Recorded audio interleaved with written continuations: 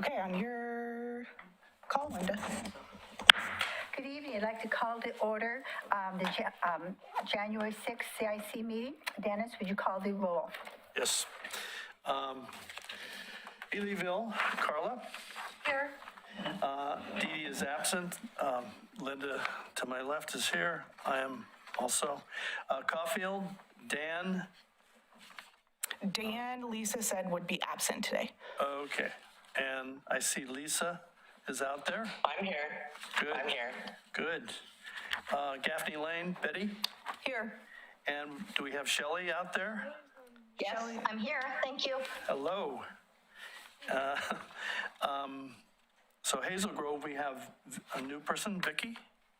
Is that correct? These are just participants. Hazel Grove Chris is here, but they don't have a representative on the CIC yet, Okay. officially. Yeah, Because they haven't voted, they haven't met yet. exactly. Yeah. Hillendale, Sarah, Here. and Josh. I'm here. McLaughlin, Denise, I'm here and happy Epiphany. and Tim. Here.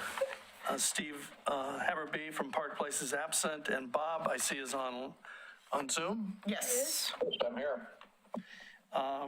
Rivercrest, do we have anybody? No. South End, Mark. Mark is not present, and they have not met so far since their process of their reactivation, so they don't have any official CIC members either. Okay, that does it. Back to you. Okay, I'd like to call our first presentation tonight, A Caring Place, a Home Solutions Coalition of Clackamas County. John Duke. And if we can listen to the presentation, then ask questions at the end, that would be most helpful. And you should have a clicker there that, fingers crossed, it works better than last time. But if not, then I'm always here and happy to help. Of course.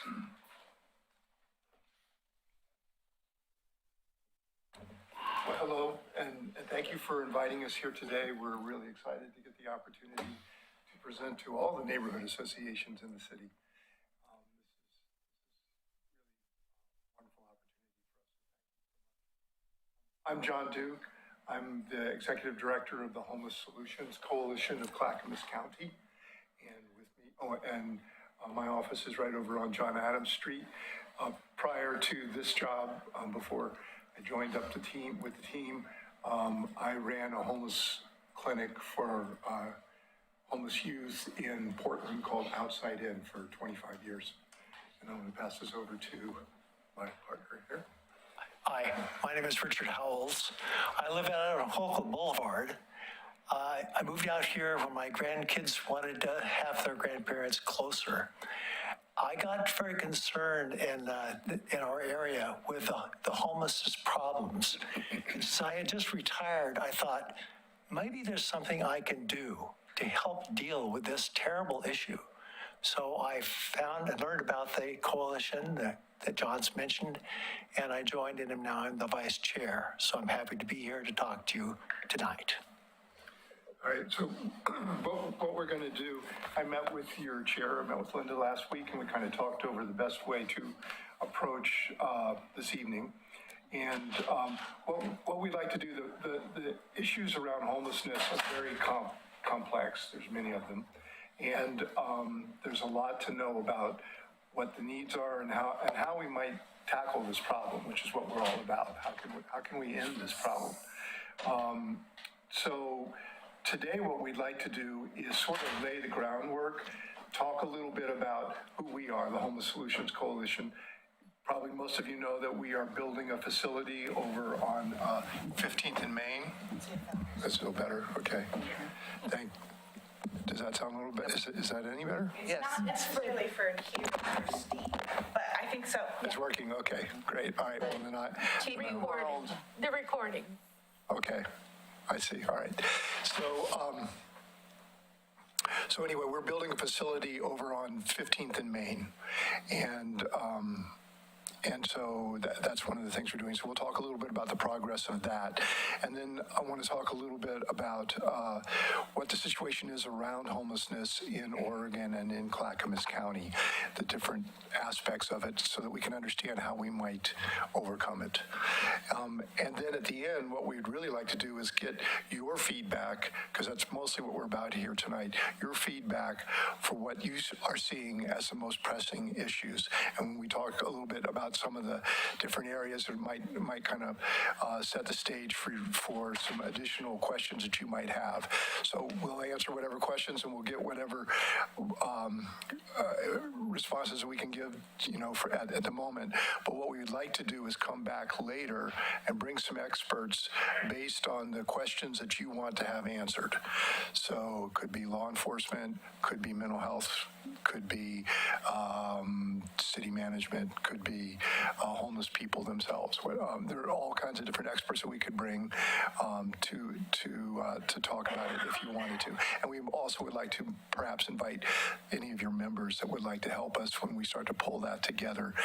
If anyone wants to go a little deeper, we would love to have some help. So I'm going to start by kicking it off to Richard to talk a little bit about who we are. See if the clicker works as a test. Okay, so this is what John just covered. So I'm going to so in 2016, this little picture here just shows citizens from Oregon City who gathered together because this was a big problem and nobody seemed to know what to do about this problem. So they gathered together. There was no organization. There was nobody in charge. It was just concerned citizens sitting around saying, this is a bad problem. What are we going to do about this? And that's when it began. In 2018, I got involved when I retired, and I got involved then. The coalition grew, so as many of you have been involved in your own organizations, we registered as a nonprofit. We got lots of grassroots actions going, warming shelters and things like that. We became a 501c3. We got some grants. We formed a board. We hired John and others. We developed some community partnerships that really helped us to figure out how do we get some traction on this particular problem. And when we went through this, one of the things we learned, and I put this in yellow, is that the key to success we learned that if you don't have a trusting relationship with people who are homeless, they will not be responsive to the issues that are of concern to them. If you don't have a trusting relationships with your business partners, with your community partners, if they don't trust you, then things break down. So what we've been trying to do is to learn, and to develop relationships that are based on trust. Our mission, I'm just going to hit the highlights in yellow. The mission is to develop and implement solutions to homelessness. The vision is primarily through community partnerships. And our goal is very much like the goal for the county. It's to prevent homelessness and make it rare, brief, and non-recurring. So that's what we keep saying to ourselves. We keep looking for where are the opportunities where we can make a difference in that regard. Now I'm going to give it back to John, and John's going to talk about the caring place, which you've heard some about, and give you some sense, because we were asked to actually respond to that particular question by Linda, and then we'll go from there. Okay. So you just push Right arrow goes in forward. Okay. All right, so this is our logo. And this is the vision of what the caring place is. It's a facility that's going to be about 35,000 square feet, the old Miles fiberglass building. We are going to be building a new building there. In fact, today, this very day, we started the demolition of the old factory shell. So if you drive down there, you will see that that's underway. We see it as a one-stop shop with shared space. And the advantage or the new magic we're bringing to it is the integration of the homeless services from, we have a number of core tenants, I'll tell you about them, but integration of homeless services, mental health, medical, and addiction treatment, integrating those. We also have a community court and legal and social services that will all be located on site. So it'll be a way to get the folks that are homeless into a situation where they can have stable and long-term housing. It'll be an easy place for collaboration, and we will build the programming, and the programming already exists. The programming that's being integrated, though, will be designed with influence from people with lived experience to make it effective. So here are our partners, and you probably know most of these organizations. The Father's Heart right down the street, they're going to be closing their operation. They're in a bad location. They're too close to residential. We're going to move down to what is a little more business, industrial part of downtown.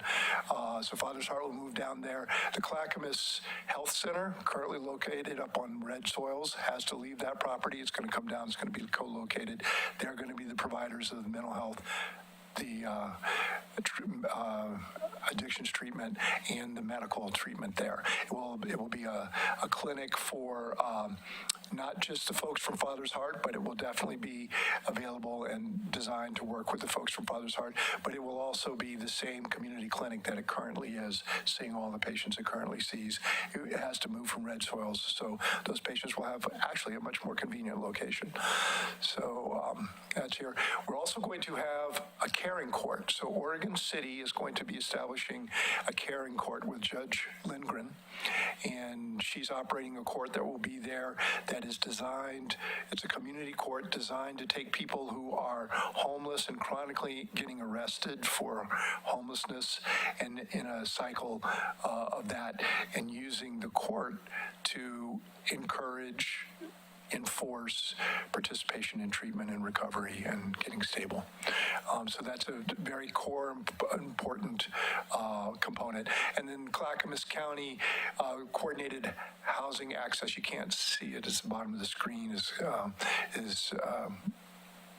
kind of, but that's the name of, there you go. The Coordinated Housing Access Program is also going to be located there. They'll have they'll have some direct services in Father's Heart, but they're also going to have their call center in the building. Not listed here, we'll also have a coffee shop. If you've been to that part of town, you know that it would be great to have a coffee shop down there. There isn't one down there, and so there will be one there. Mention Love One. Love One, yes, Love One's right there. Sorry, I missed it. Love One is a county-wide service. So they provide laundry, they provide showers, and they provide them in locations in Malala and Estacada, here in Oregon City, and other places around the county.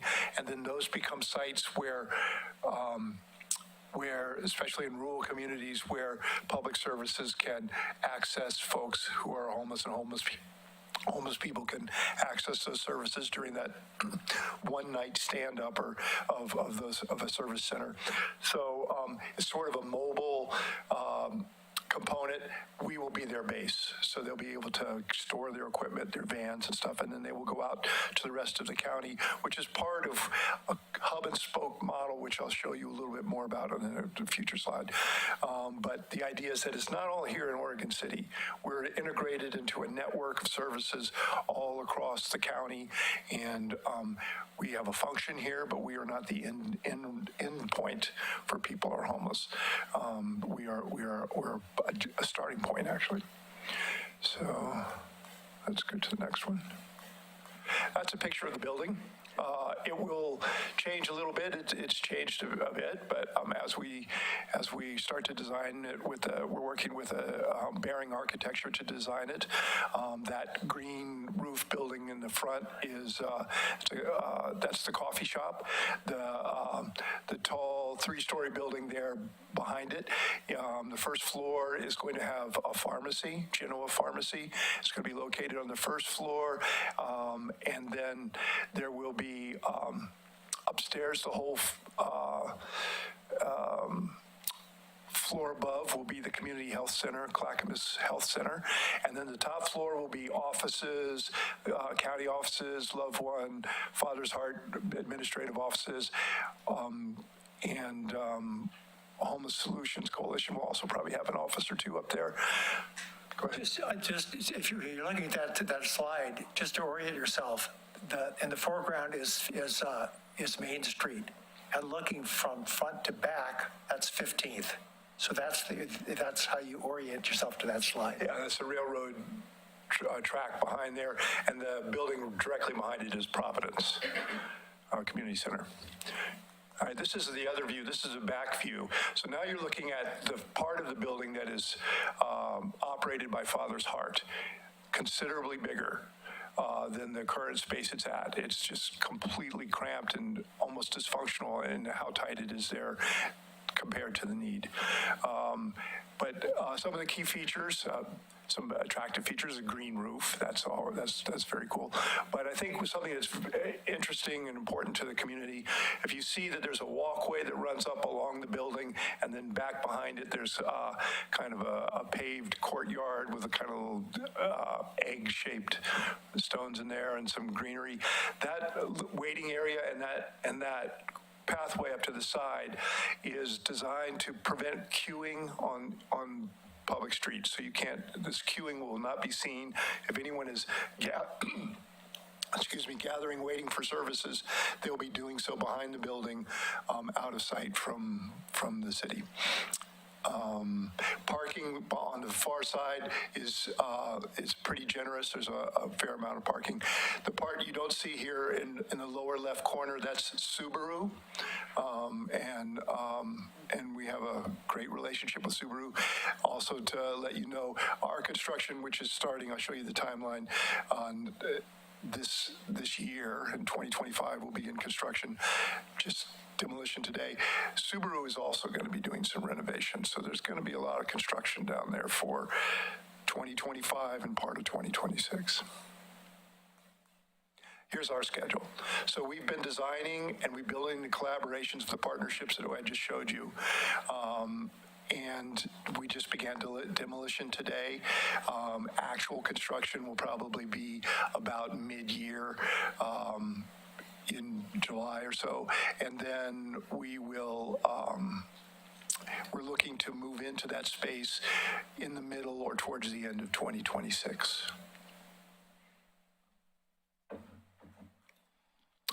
So now I want to talk a little bit to you about the reality of homelessness in Oregon and in Clackamas County, just to kind of let you know why are we doing this thing that we're building? What's it about? Well, this is a graph showing homelessness in Oregon since 2017 till today.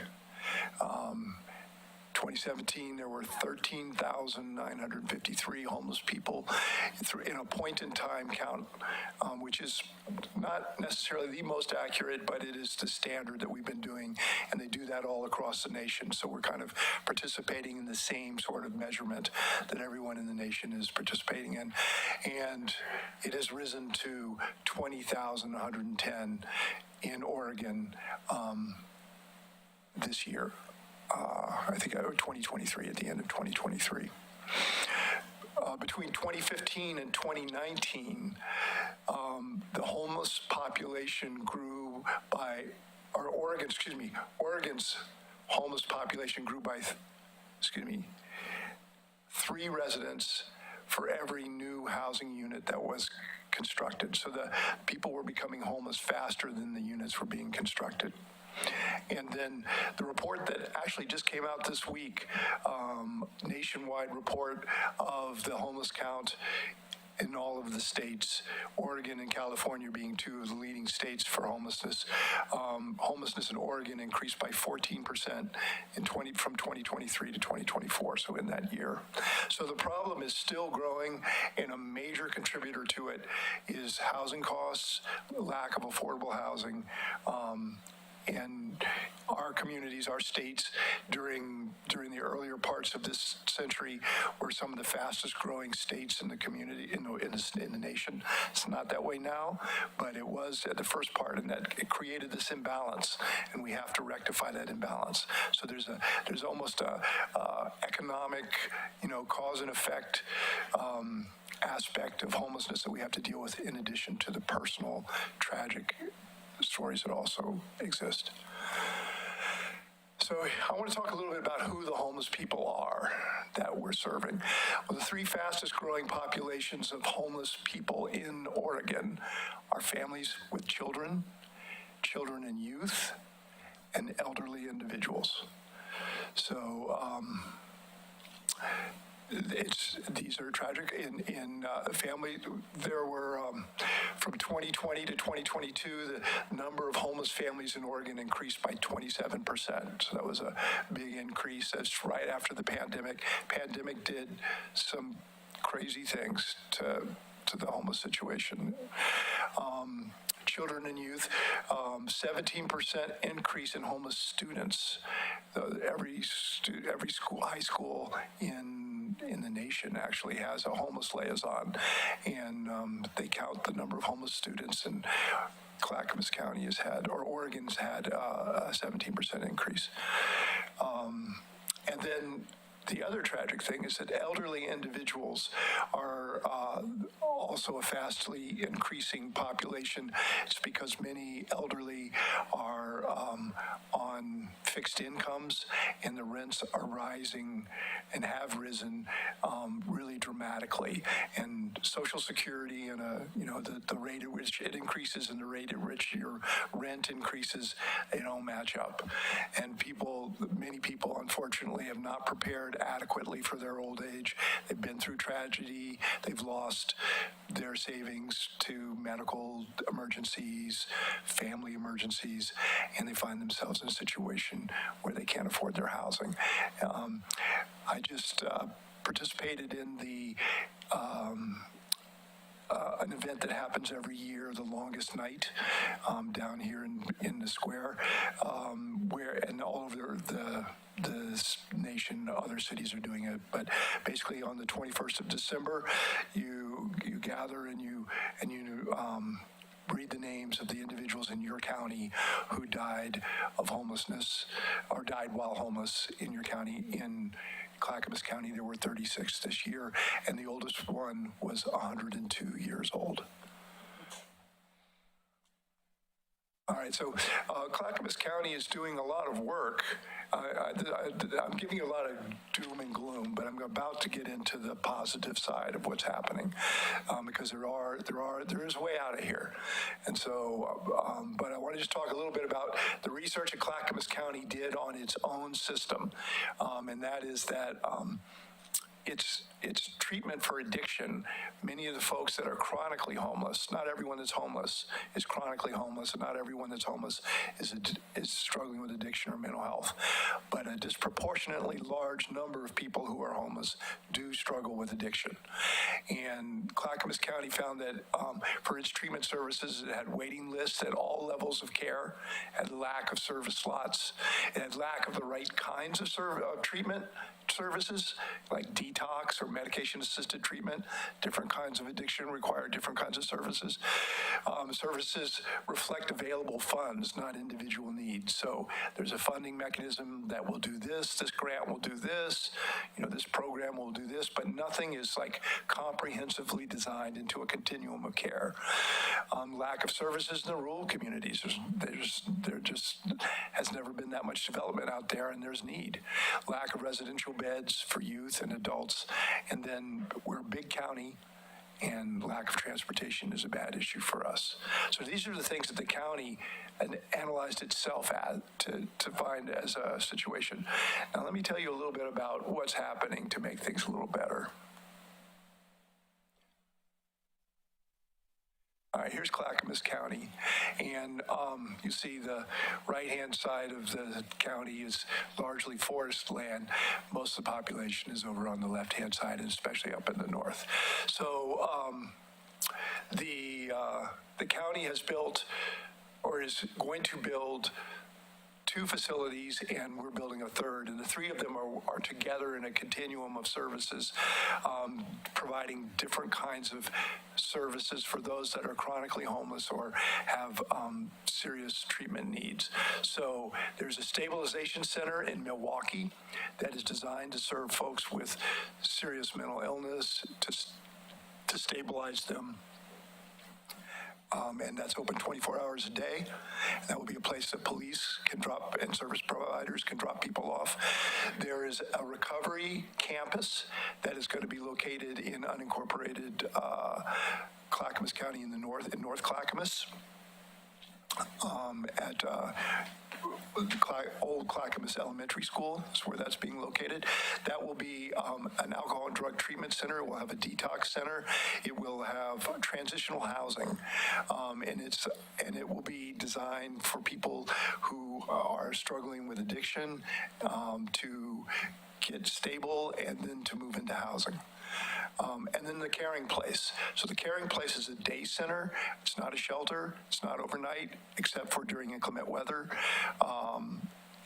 But it will have a community health center, so it will serve as a point of entry. We can do diagnosis and treatment of people with mental health issues or substance abuse issues, as well as medical issues.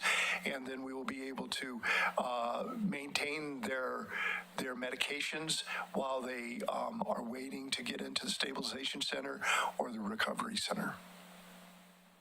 Just a quick comment, John, the red dots, the shower mobile services, they really are mobile, so they can go anywhere there is a need or where they're called for.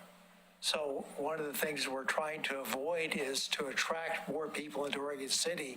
How do we create services and distribute those services around the county so it provides services where people are living as opposed to attracting them into Oregon City? Okay, so here's some positive stuff that's happened. The county's talked a lot in the last this year about some of the successes they've made. There was a levy, you guys probably know about it. It's a metro levy that pays for supportive housing services. It started in 2020 and it runs for a decade, ends in 2030. It provided a lot more money to Clackamas County than Clackamas County has ever had before to provide supportive services. And so the county, since 2020, has been working to build services. And one of the things that the county has done was put money into rent assistance and emergency housing vouchers, and put money into the staffing to push that out, to reach out to citizens. As I mentioned before, not everyone that is homeless has a chronic mental illness or substance abuse issue.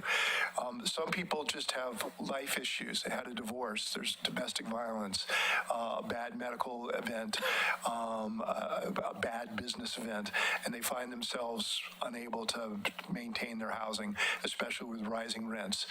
For some folks, all they need is a few months rent and a little bit to get started, and they can get back on their feet, and they can do that. That's actually, if you think of the 80-20 rule, that's kind of how it works.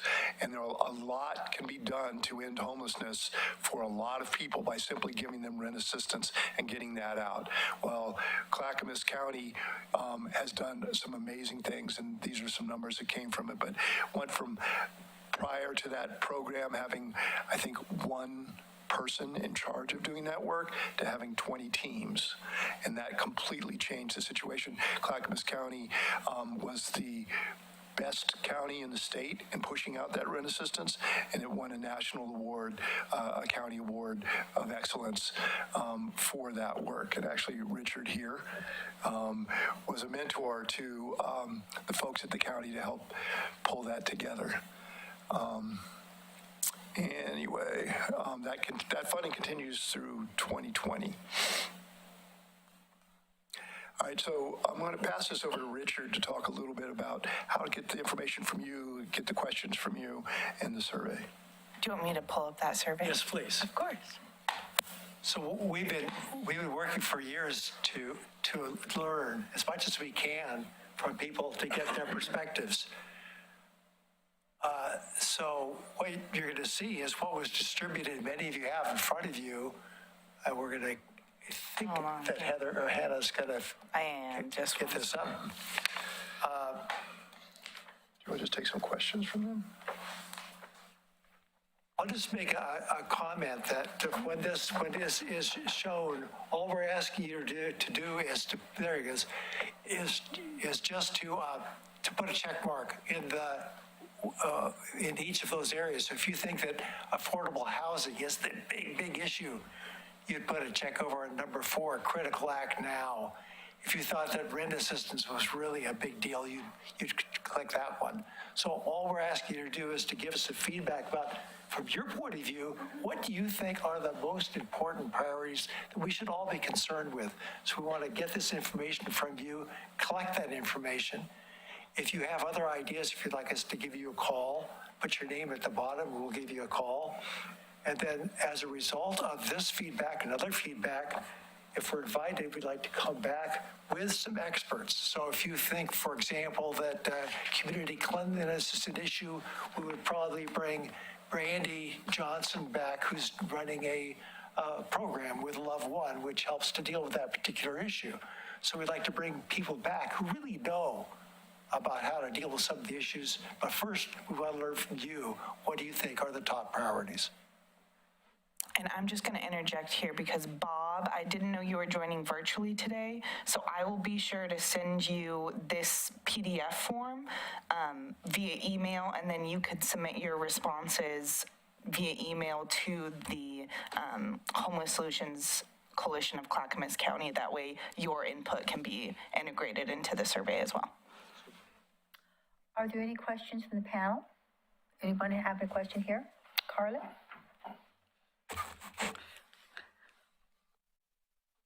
So is there going to be a nighttime solution? The reason being I'm asking is I have a personal experience recently. I was enlightened. I was in Portland. I dealt with 3 homeless kids. I came from the porch light. I got a crisis call. I picked up 3 homeless kids in crisis. I was told horrific stories of basically they went to the porch light, they were thrown out in tents, they were taking the worst people in the shelter, and they were thrown out in tents. They were not helping people. They are overextended, and so there's no hotel vouchers anymore. There's no help for them, that no more hotel vouchers from the state of Oregon.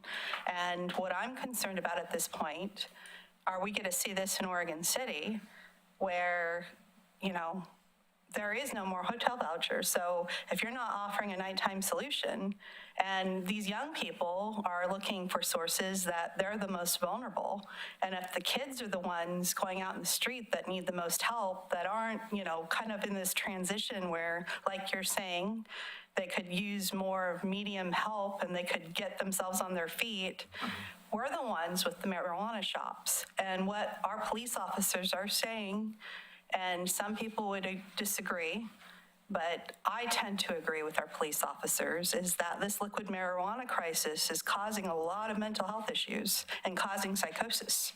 Huge, big time problems. And we're the ones with the saturation with marijuana shops. And we're having the ones with the plugs, big time here in Oregon City. And our police officers are working their tail ends off trying to address it.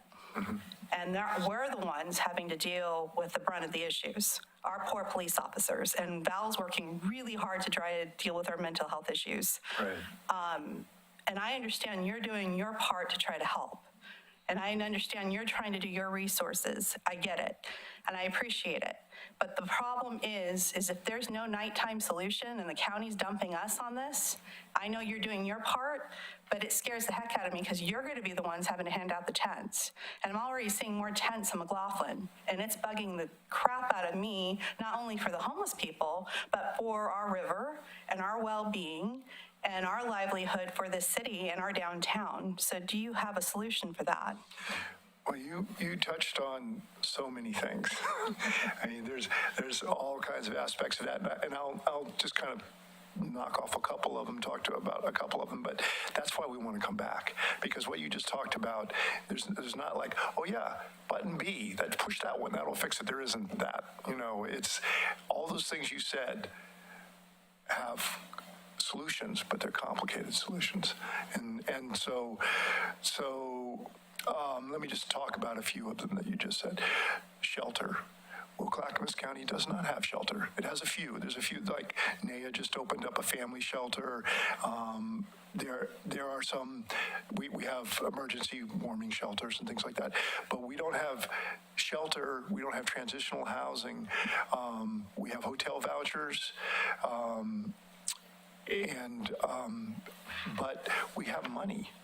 The Supportive Housing Services funds that are coming in from the Metro levy, which will continue into 2030, provides us with enough money to do the rent assistance that I showed you that slide up there of the successful rent assistance that we did.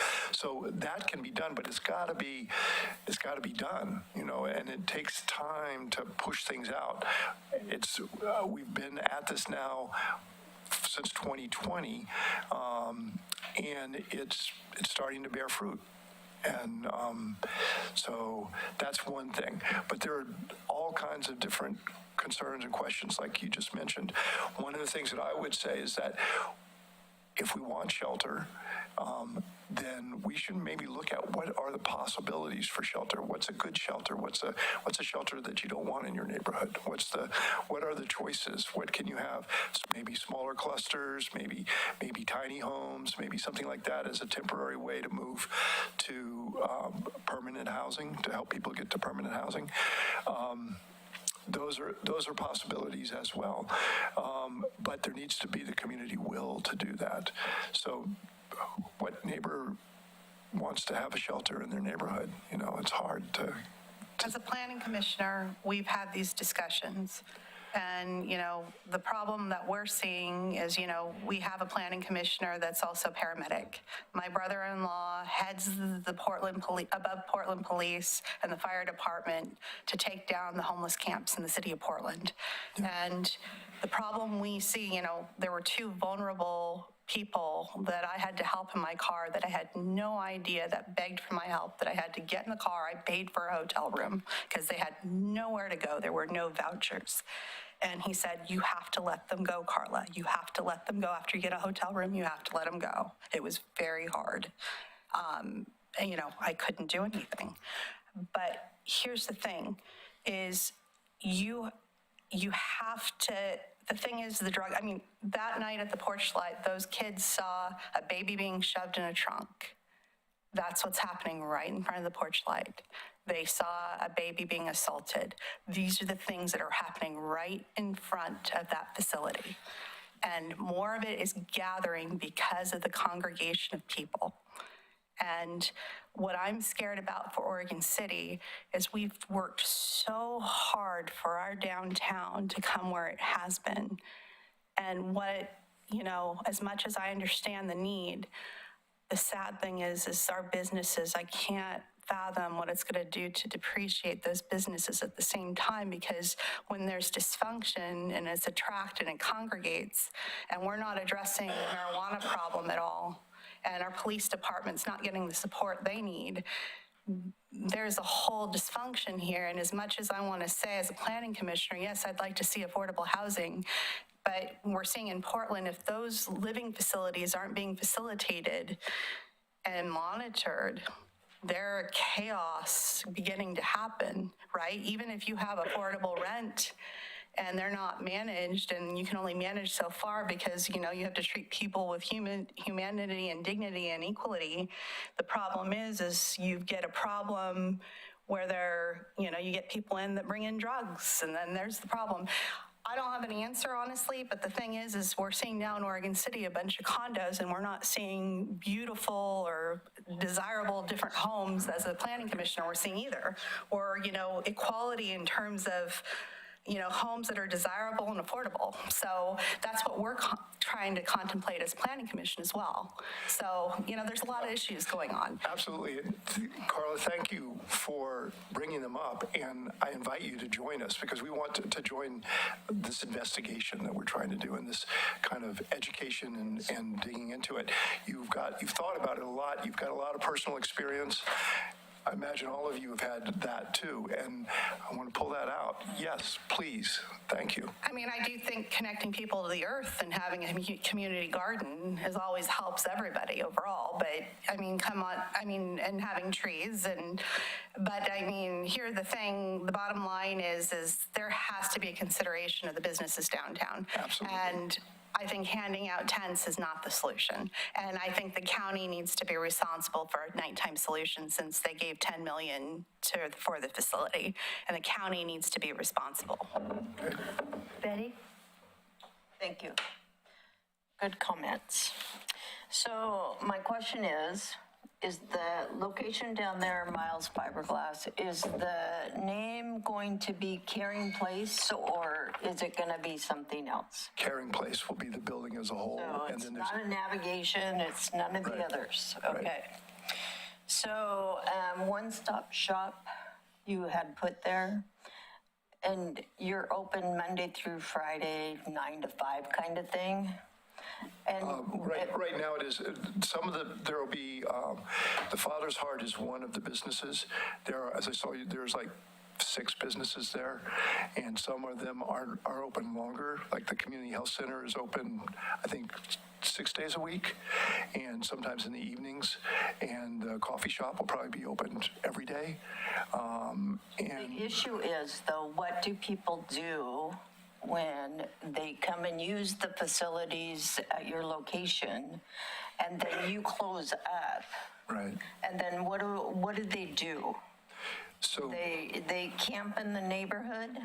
So what we're going to do down there is being done right now. So Father's Heart is the provider of the service. And it has so been a problem. the Father's Heart is going to close down his facility there. Yes. And it's going to move down to the facility Yes. on Main.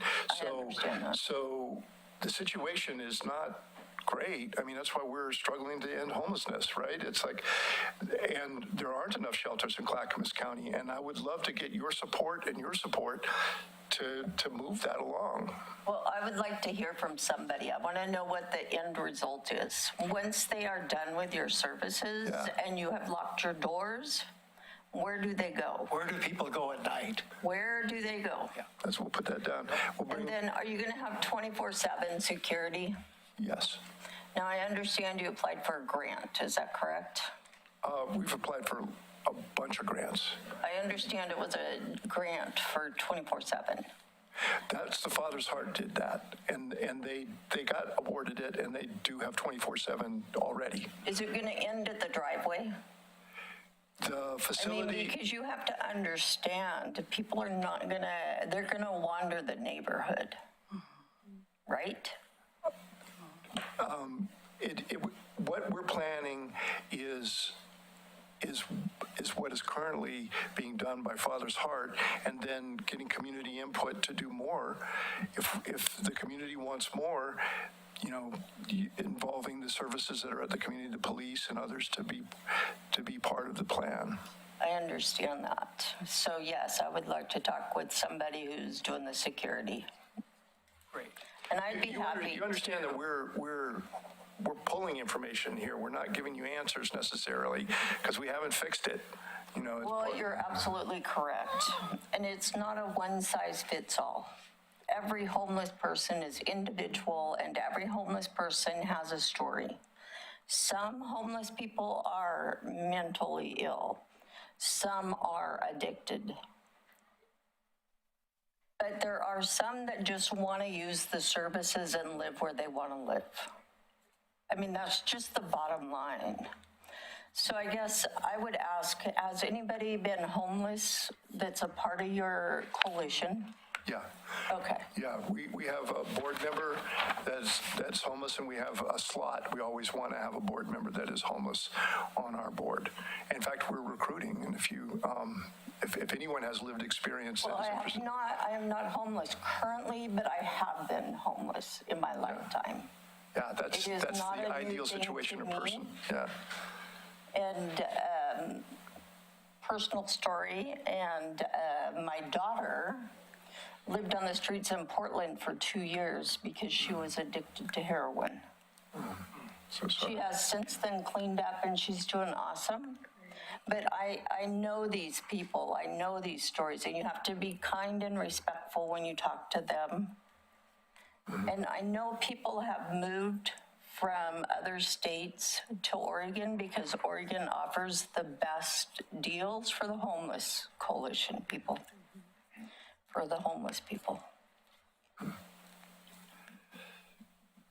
So, how are we doing on time? Yeah, how are we doing on time? Good. We'll take one more question. Sarah? Mine should be fairly quick. We do such a good job here in Oregon City, but we're also the county seat. And I'm just wondering, are we looking at this as a county service or a Oregon City service? This is a county service in that we are coordinating with those two other centers I was telling you about, so that, and there'll be transportation linked to that, so that people, and then those three, the hubs are not going to be the only components of the system. So there's social services all over, and we really are hoping to develop some shelters. There are different models. There's a model that looks very attractive where there are a number of faith communities, churches that have extra land, and they are putting maybe 10 pods on their land with a common kitchen area. It's kind of self-governing, that, people watch after themselves and, have rules that they follow. And that has been proven to be more effective than congregate shelters and getting into because you can lock your door, you can have your own privacy, and you interact with other people while you get stable and move into permanent housing. It's not a permanent solution. But we need to come up with some other kinds of shelter housing. So. But as a county facility, are we going to be able to handle all the influx of the other? This is a day shelter where people come that are in this facility. Most of the people in Father's Heart are from here. They might be from Malala, but when you become homeless, you stay in the neighborhood that you're in because you know that neighborhood, you know some people, you know the territory. It's scary to go to some place that you don't know and people you don't know. It's dangerous. And so you go where you know. And so most of the people at the Father's Heart now are from the kind of the greater Oregon City. That tracks. My daughter earlier in December was helping a family who had just experienced homelessness for, just right then. And she turned to me because I'm involved, and she said, doesn't Oregon City have some facility? I sent them to Father's Heart. So, but I just didn't know if that was appropriate or not. They weren't from Oregon City. They're from Milwaukee, but... Yeah. But it was the only thing I could think of to do to help, so I absolutely. did it. Yeah. Okay.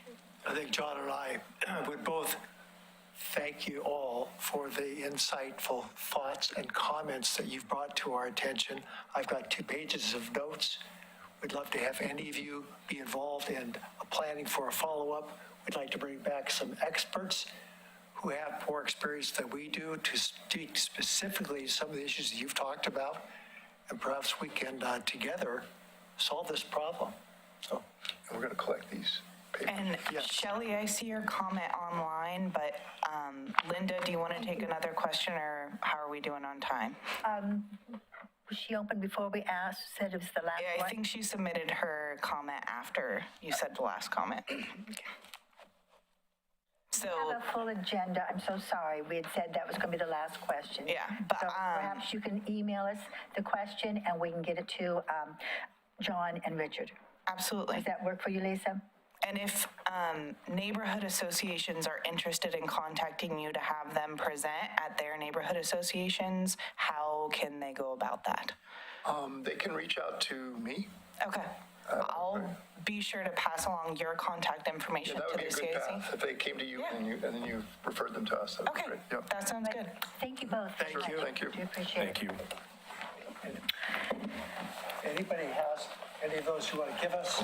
I gave you mine. There's your empty. I did. Thank you. Sorry, I didn't have. Oops, sorry. And our next presentation is going to be out there at the Central Point Road Subdivision Development.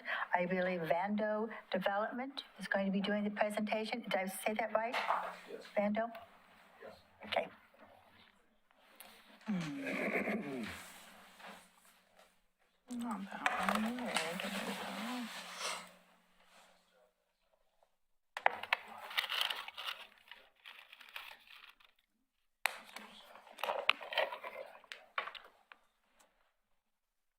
Thank you. Am I up? Yes. And again, we will have your presentation and hold our questions towards the end. Okay, thank you. Okay.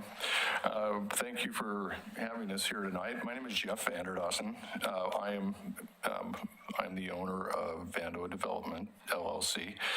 I want to clarify the distinction. I'm not the developer on the project. Sam, who can introduce himself, is with the developer, who is my client. So I just want to make sure there isn't any confusion in just the title of my company. I'm the land use consultant and civil engineer.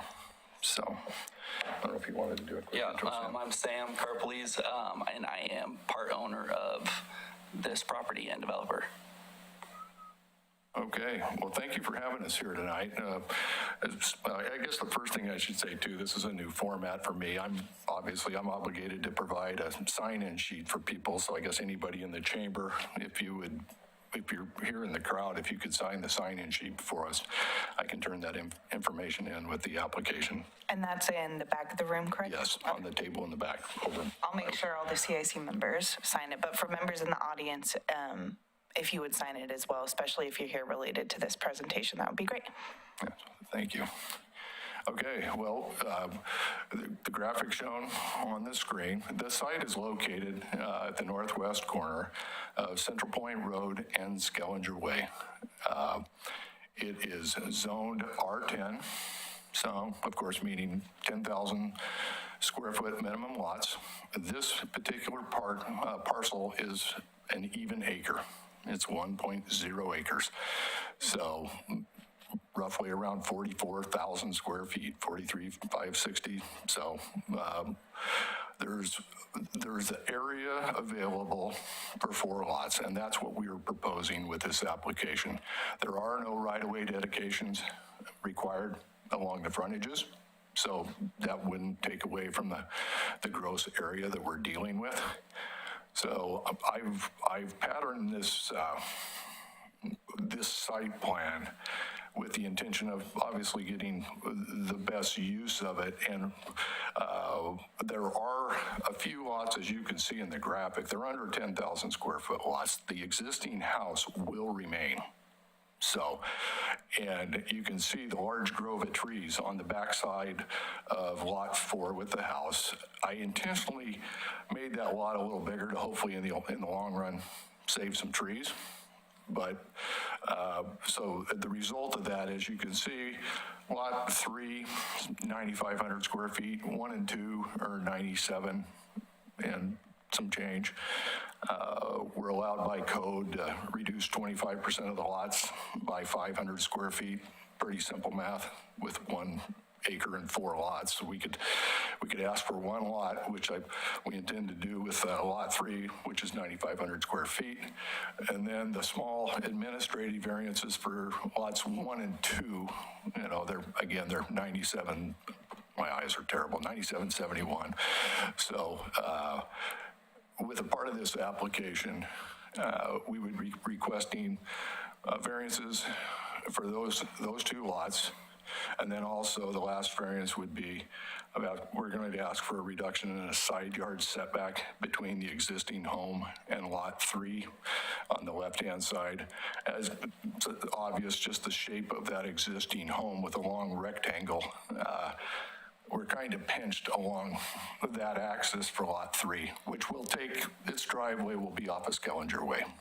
So that's the gist of the site plan layout itself, and the variances that would be necessary, the minor variances that would be a part of the application. As a part of the development, we would install sidewalks along Central Point Road. I think the rest of them are all in. They are. So we would continue that pedestrian connection along our frontage. I'll check my notes real quick. The infrastructure supporting this piece of property, it's all in place. I've shown it on this graphic. We've got stormwater mains, sanitary, and water available to serve the site.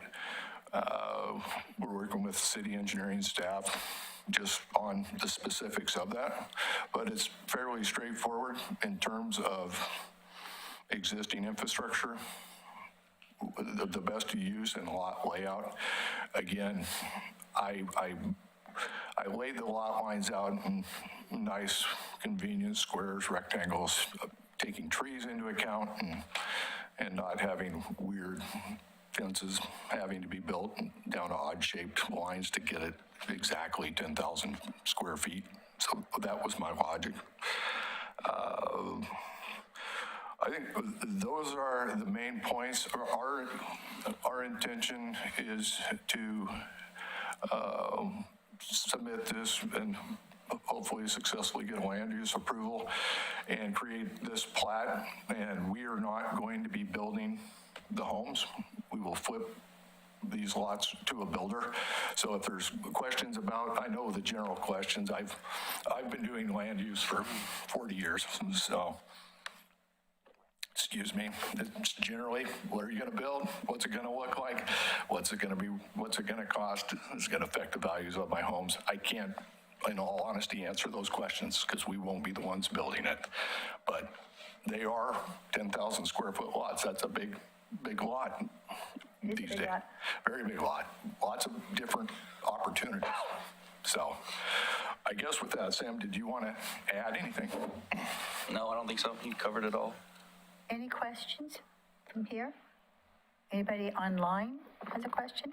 I have a general comment from a Donna Renee Larson. Was this about the development? No. Okay. All right. Let me double Anyone check that there's out no there? comments online. You're always welcome to unmute yourself as well.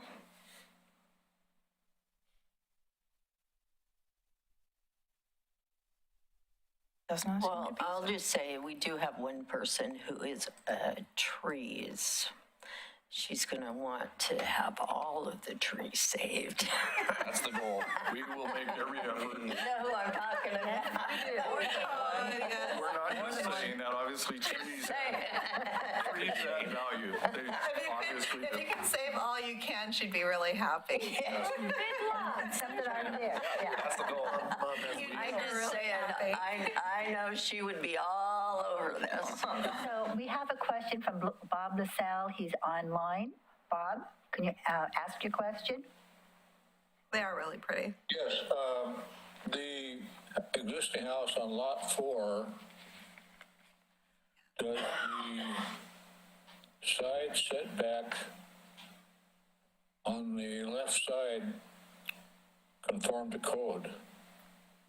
The setback shown on lot 4 does, where I've asked for a reduction in the variances on the setback for 3.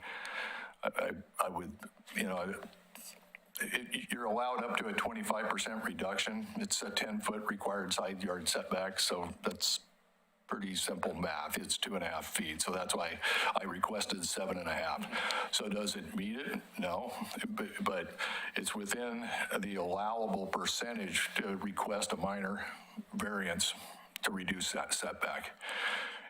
And when I look at that lot, right, again, it will take its access off the Skellinger. So you're going to be looking, well, anything's possible. We're not building the houses, right? So you may be looking at a house front with the garage. Again, architects can design a house for anything. Maybe the garage comes in the back and you're just looking at a house. But if they got the front door pointed towards Skellinger, if you look, something unique about this intersection, if you look on the left-hand side of lot 3, there's a lot of trees right there, and there's extra right-of-way that at least makes that feel like it's a wider lot than it actually is.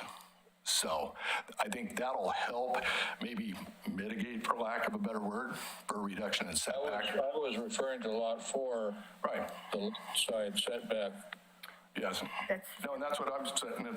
Let me get, again, my eyesight's terrible, so that's why I brought a copy of my own exhibit. Yeah, the 7.5 foot setback is that we were asking about on lot 4. The one on the west side of the lot. Okay, it's so small I can't read what the setback, but it says, Yeah. Is this what you're looking at, Bob? Yeah. yeah, right. Yeah, that's the plot, yeah. that's the one that we're applying for a variance, and that's off the garage as well. Yeah, and the minimum's 10. Okay, I understand that. Yeah. Okay, thank you. Yeah, and sorry if I wasn't clear. Yeah, that's fine. Anyone else? Well, thank you very much. Thank Well, you. thank you for having us. Ours is the boring one, sorry.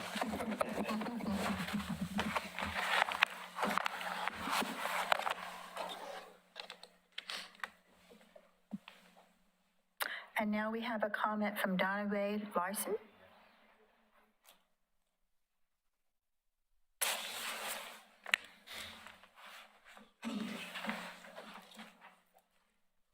Thank you.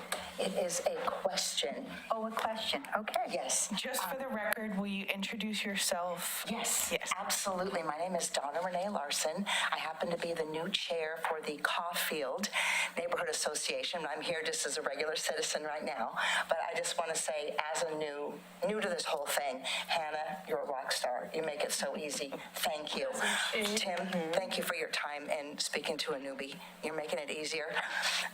Josh and Sarah, your postcard is off the charts. I'm not a graphics designer, but I'm using yours as my sample. Template? Yeah. That would be. So, thank you. Maybe I'm going to ask for your phone number. Get some help. Thank you. So in my question tonight, I'm just being Donna, me. In my neighborhood, I live in the Sequoia Crossing area, and I pick up garbage. I'm the garbage lady. And I've met a lot of other people that pick up garbage. We just do this. And most of my stuff I can dump in my own can, or I have permission through Tracy to dump garbage at the Tyrone S. Woods Park. So that's great. But I've met a lot of other people that do the same thing. And I've met one gentleman in particular who was called away to New Orleans on an emergency. He picks up garbage and he gets big stuff because he's a big burly guy. He's got a truck.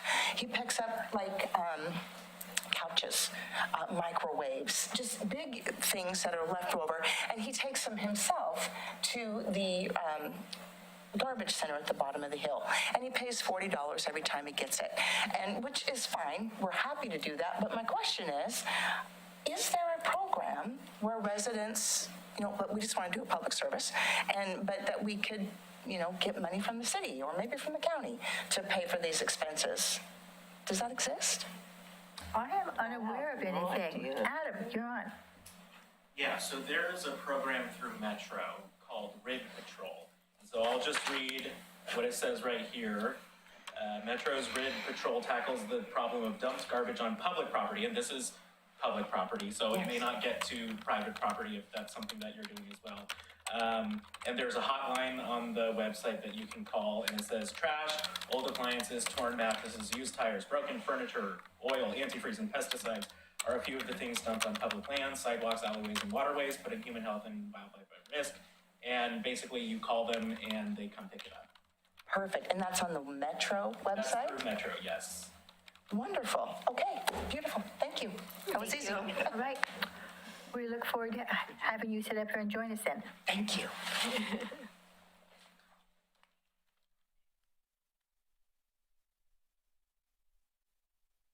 And do we have a motion to approve the minutes of December 2nd? Move to approve. Okay, a second? All right, approved in a second. All in favor? Aye. Opposed?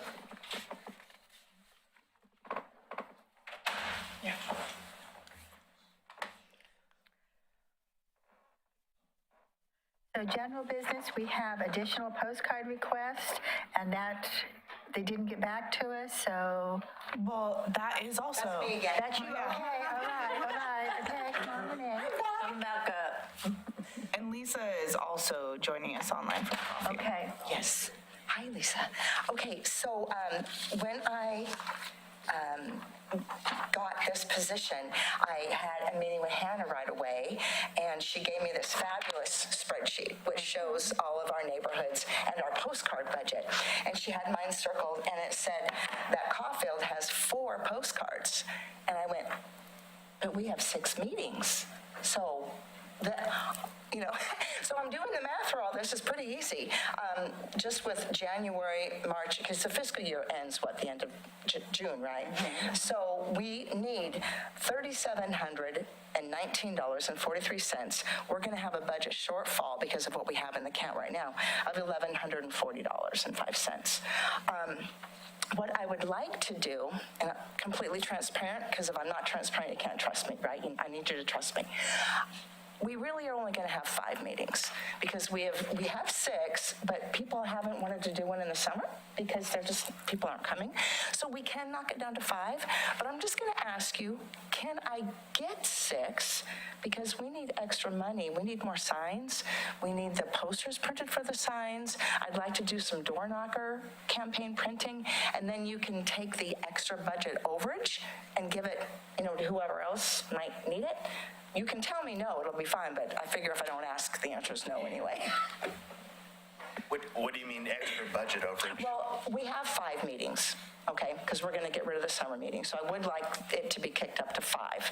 But I'm saying, could we get the extra for having 6 and have that overage to spend on printing needs? Sure. So our budget, if you don't mind. Go ahead. So our budget is based off of the city giving us a biennial budget, right? So we have a fund amount for that, and then everything was split up by however many meetings that the committee representatives stated that they were going to have, and then split, of course, by the cost of the mailers and how many people and all those different things. So that's how it was determined for those budget numbers. Thank you. So I'm not really sure from what, and I'm new, okay, so I get the newbie card, right? I don't know how we have 4 on ours, because from what I understand, we've always had 6. So I'm not really sure how that. It was probably with your bylaws, how they were set up. And then some neighborhoods do not have all of those. In our neighborhood, we have a picnic or ice cream social rather than a meeting. So it's all on how you divide them up. What are you, I'm sorry, reading it. What are your postcards and what dollar amount are you asking for? Okay, our postcard costs, I wrote this in bigger print. Okay. Our postcard costs are $1,239.81 every mailing. From what I understand, Caufield is the largest mailing list in Oregon City. Is that right, Hannah? Well, Hillendale and Tower Vista are joined together, but yeah. But Caufield is one of the largest, yes. Okay. So that's why we have such a large amount, almost $1,240. Okay.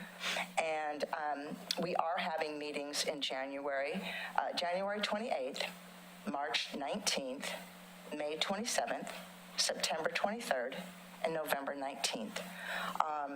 So the first 3 are going to happen in this fiscal year, and we'll have a budget shortfall. I think it is severely handicaps us if we can't send out those mailers. And I especially feel more vulnerable not being, as a new chair coming in, I want to get those communications out there. I want to let people know, hey, we've got a new location. Come check it out. We've got the mayor coming in. She wants us to help us look at the goals and set them for 2025. We've got good information, and I think we'd be doing it with our hands tied behind our back but if you don't, you got to work. We have to work within our budgets. We can't print money unlike other people we know. The other thing that I'm going to emphasize is that the Citizen Involvement Committee came together in June of last year, which is unbelievable, to be able to create the budget. Historically, the Citizen Involvement Committee received a budget. Every year, it's $30,000, so biannually, that's $60,000. How they were allocating the budget was based off of the populations or the number of addresses that are from the residential mailing list. That was prorated for each one of the neighborhood associations, and that's how they receive their funds. The issue with that is that Kenema Neighborhood Association had a smaller population, but they had 5 meetings every year. McLaughlin had 6 meetings every year. Park Place, which is also a larger population, only had 3 meetings every year, and that's just based off of how those neighborhood associations function. Some of them have figured out that it's very successful for them to have general meetings every other month. Other neighborhood associations are like, we're not getting the same amount of people at every meeting, and we don't have that great of a volunteer or a steering committee task force. We don't have the same amount of time to dedicate, so we're gonna do 3 meetings.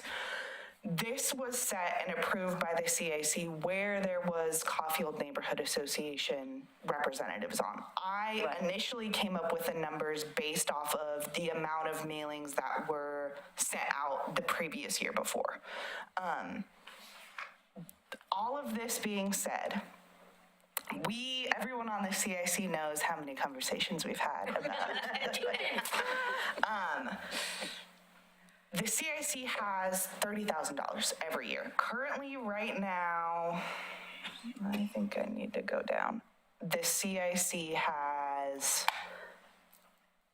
$22,672.74.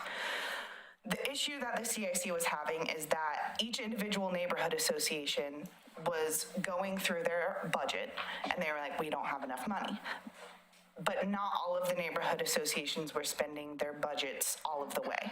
So at the end of the year, some of the neighborhood associations were like, I don't have any more money left.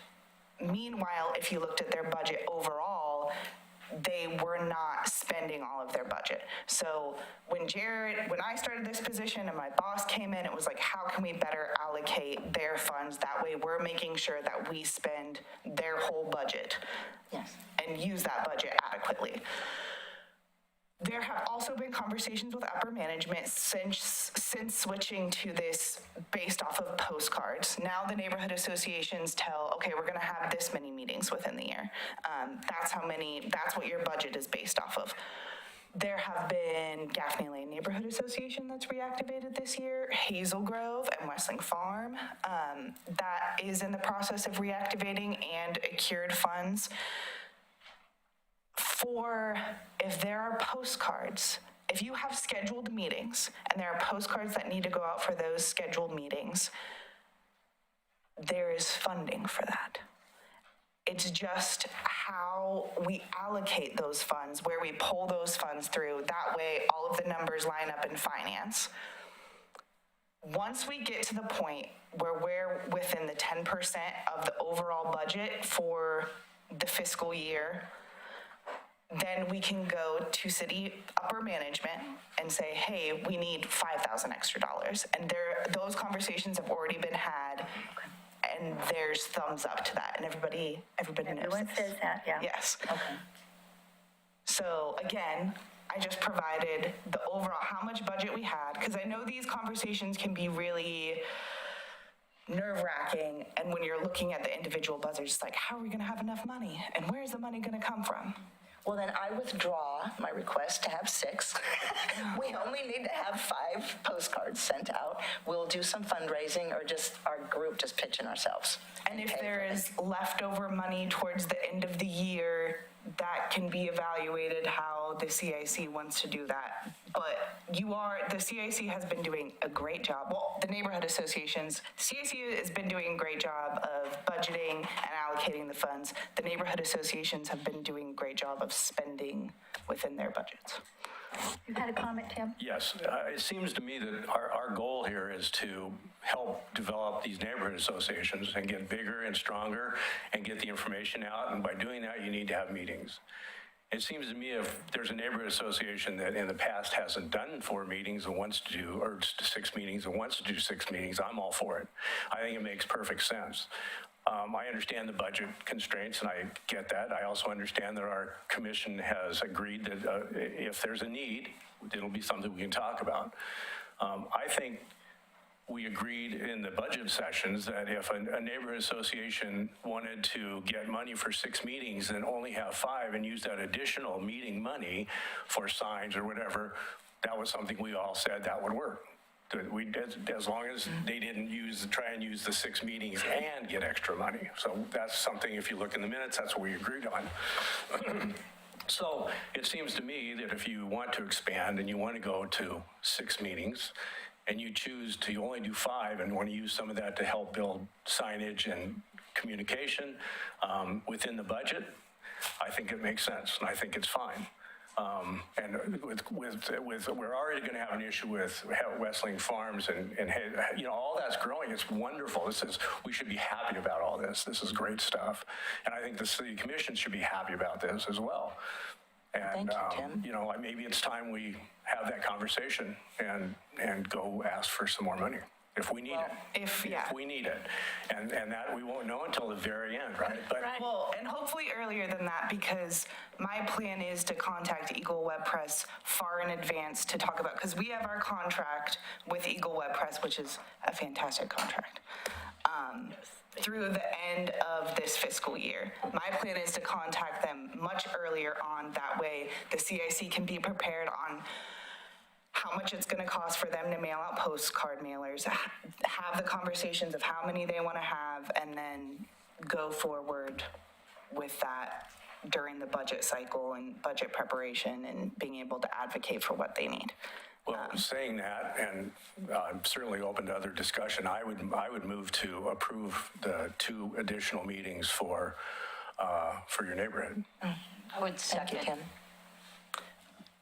If we Still having discussion. That's okay, you don't have to- Can we you don't just have to kind vote of yet. hold that until we get discussion? Josh had something he wanted to say. So I was just going to let you know, within this biennium budget, you guys have actually had 3 expenditures for signage already.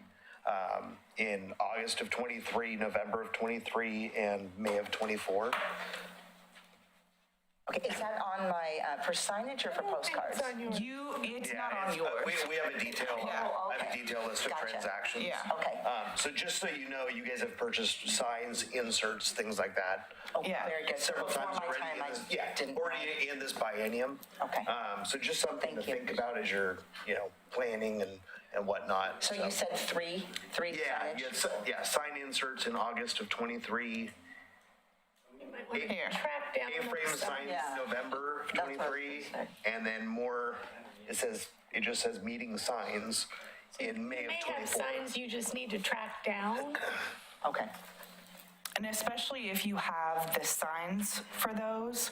I know a lot of the neighborhood, I think what Caufield Neighborhood Association had done previously is purchase one specific sign for one specific meeting that they very much so needed to advertise.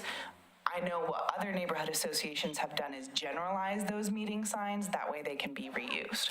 That's what we're gonna do. We're gonna have one main and then just Velcro the date and month. But you might have those signs, you just might need to pay for those inserts. I would touch base with We Dan have Bird. 4 signs. Okay. And we need the inserts. I'm a planner, so I'd love to have more, but we're not greedy. But I do want at least 1 extra postcard if it's in the budget. 2 would be fabulous. So what is my next responsibility? What am I supposed to do? Just be quiet and let you guys chat?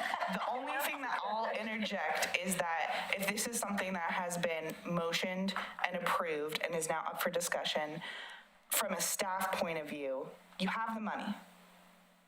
It's now, if you approve it, telling me where that money needs to come from, Yeah. which, So I was just going to say too that, I would support you if you wanted to have another meeting. I don't see any issue with that if you can, do Well, we are one going to more. do Caufield karaoke. We just had that idea today. Oh, well, there you go. Yeah, I think adding an additional meeting to this, I could support that. 1 Quite sure additional or 2 additional? Well, I was going to go for 1 over the Okay. 4 that you I'll guys take one. have. And last year, it looks like you guys only used postcards twice. So, from what I'm looking at here, so. Adam, was there something you wanted to add to this? Yes, thank you, Chair. And I recognize that this wasn't you, but one of my colleagues lives in the Caufield Neighborhood Association and was telling us that the signs were left up past the dates. And so one of the issues may be that maybe they were lost or someone threw them out. And so I think that would just be something to be aware of. Again, recognizing that it wasn't you and it was before you, but that might be something to Thank you for that, Adam. I did not realize that, that makes sense. Do you know what the law is in terms of when they can go up and when they have to come down? I do not know. No, but Caufield Neighborhood Association was using the bus barn previously. Yeah. Now that you're using the Oregon City community, Planning. yeah, the community. I don't know what the laws are, but I will tell you that the planning department, just like there's that generalized sign, they're going to ask you to display the signs beforehand. And I don't know if this is something you probably put up with in your neighborhood. It is. I am asked, well, we talked about it today about getting another sign to put up in front of the community room. Okay. To make sure that, if it's out, like within the community room area, it would have to be displayed like during the meeting and then taken down after. Okay. In your neighborhoods, I don't know. There's a sign at the community meeting room that says community meeting here. With the arrow? Yeah. Yes, that one. We were thinking of one, I think it's Gaffney Lane, forgive me. Oh, do you want to? We are a neighborhood where we're right on Malala, and if we were going to advertise, we would actually ask businesses. We wouldn't advertise on city property because our signs would get swiped and probably go into the sign likely. As much as we would love to think that, the city would probably hold them. But likely if we were going to be a neighborhood, because we are Malala Avenue, we would likely ask businesses permission, like First City Vet, Yes. grocery outlet. That's the type of thing we would do as a neighborhood association, likely. So that's something we plan on doing, yeah. Permission. Yeah. Thank you. Yeah, or like residents that are active I'd ask their permission. Like when we put out signs, I've already got it strategically planned on certain neighbors that are on main roads that I would have them put out signs and hold them. So that's personally what I would do. Yeah. This is Shelley.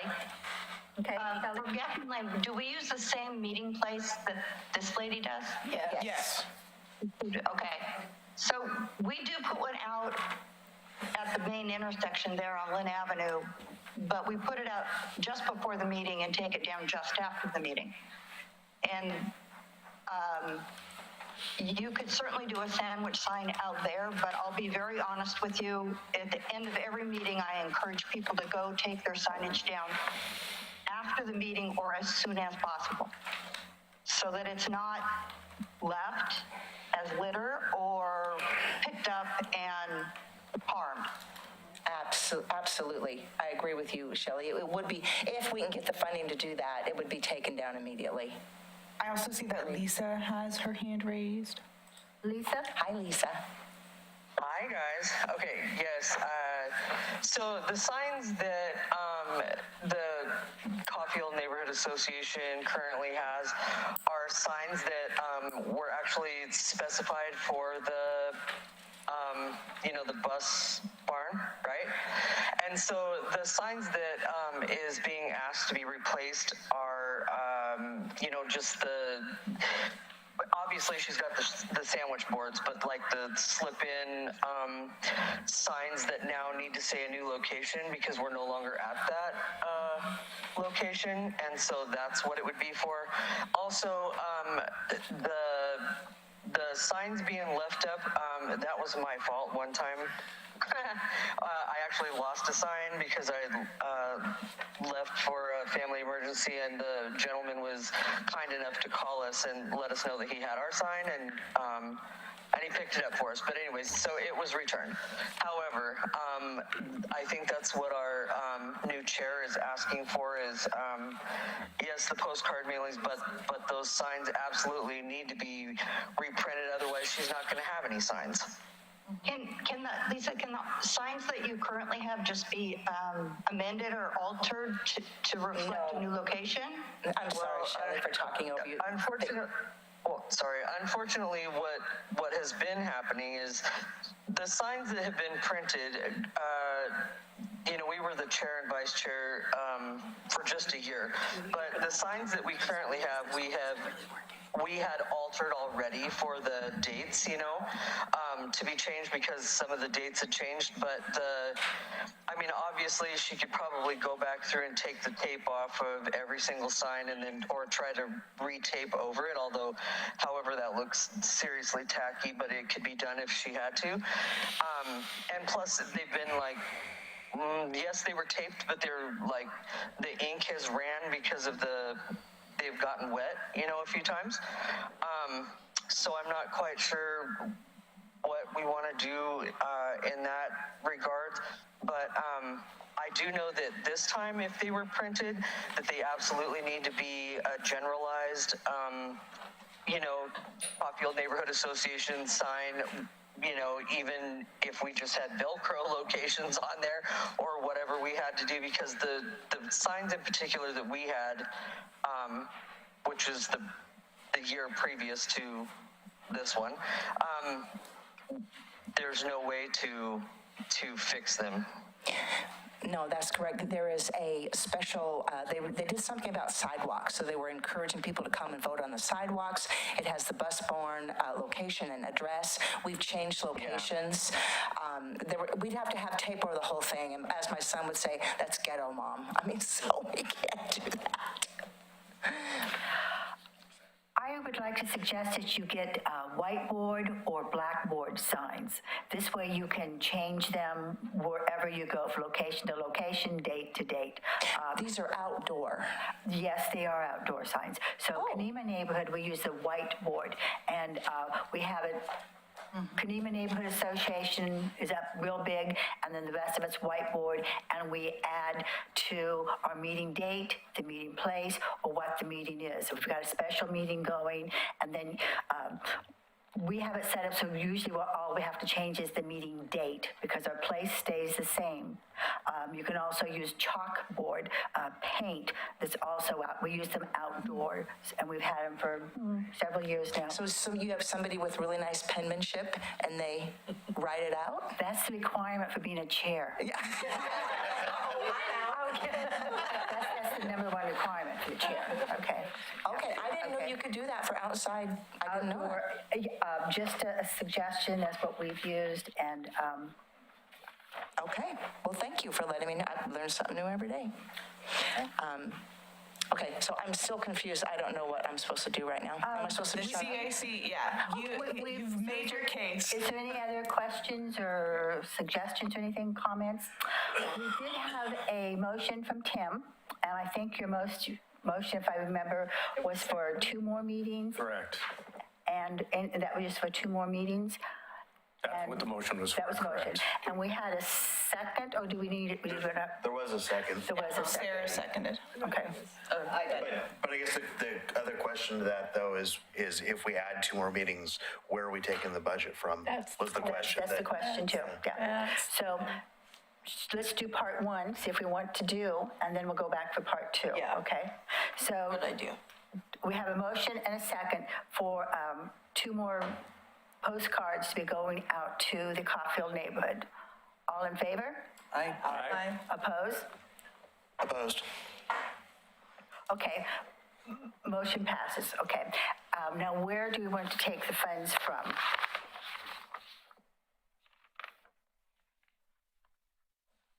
Adam? Silence. For some background context, all of the neighborhood associations have been consistently spending their budgets and sending out their postcards, and have sent me their calendar schedules, their meeting calendar schedules, and confirmed their meeting dates with me. Are Kanema, Caufield, Elyville, I haven't gotten a confirmation on meeting dates yet, Gaffney Lane, Hillendale, McLaughlin, Park Place, Tower Vista with Hillendale. I have not received confirmation from Two Rivers, South End, and I know Elyville has been having meetings, but I haven't gotten a confirmation on your meeting schedule for 2025 yet. But Two Rivers and South End have not spent any of their budget.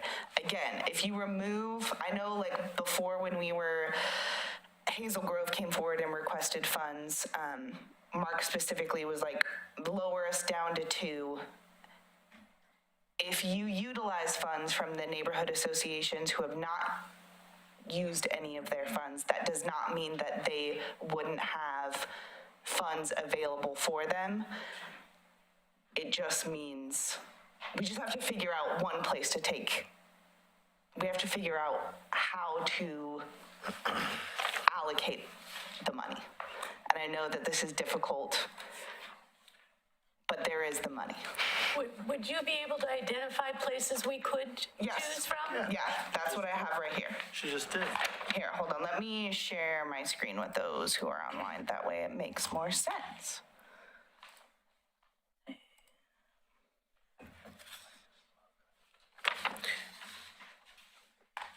Okay.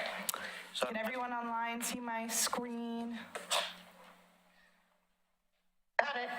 Awesome. Hannah, I'm sorry, which ones had not confirmed their meetings? Two Rivers, I have not heard from. South End, I have not heard from. And Elyville just hasn't confirmed their 2025. But you can do that today because I have your meeting dates. Right now. Amazing.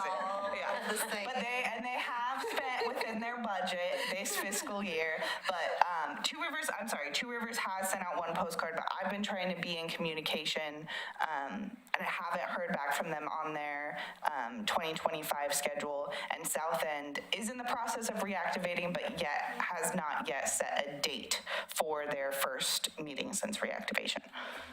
And Hazel Grove's only actually got one on the calendar. Yes. Their April reactivation meeting. Correct. And we need about $2,500, a little over. Yeah. 28, yeah. Yep. 2840. And I know these are difficult decisions, but I just want you to keep in mind that there is over $22,000. So the money is there. Well, do we have to make that determination until the end of the biennium? We have to, because once they send in their postcards for finance, I need to give finance a specific, that has to come out. If Caufield is having another postcard that's being sent out, that just can't come out of a general fund. There's no general fund. It's coming out of these allocated budgets. So it has to come out one of the other neighborhood associations. Otherwise, it's not being allocated from any specific budget. Tower Vista's inactive. No. Tower Vista. Tower Vista's in Hillsdale. Yeah. So It's combined. what happens is when a postcard gets sent out for Hillendale and Tower Vista, it's the same postcard, but it gets billed or allocated to the Hillendale budget for the Hillendale population and the Tower Vista for the Tower Vista. Josh? Looking at the calendar and whatnot, I'm going to go ahead and make the motion to reduce South End and Hazel Grove down to one mailing. Okay, if we do that, and then we add, what are we doing, 2? That's what the motion was, 2.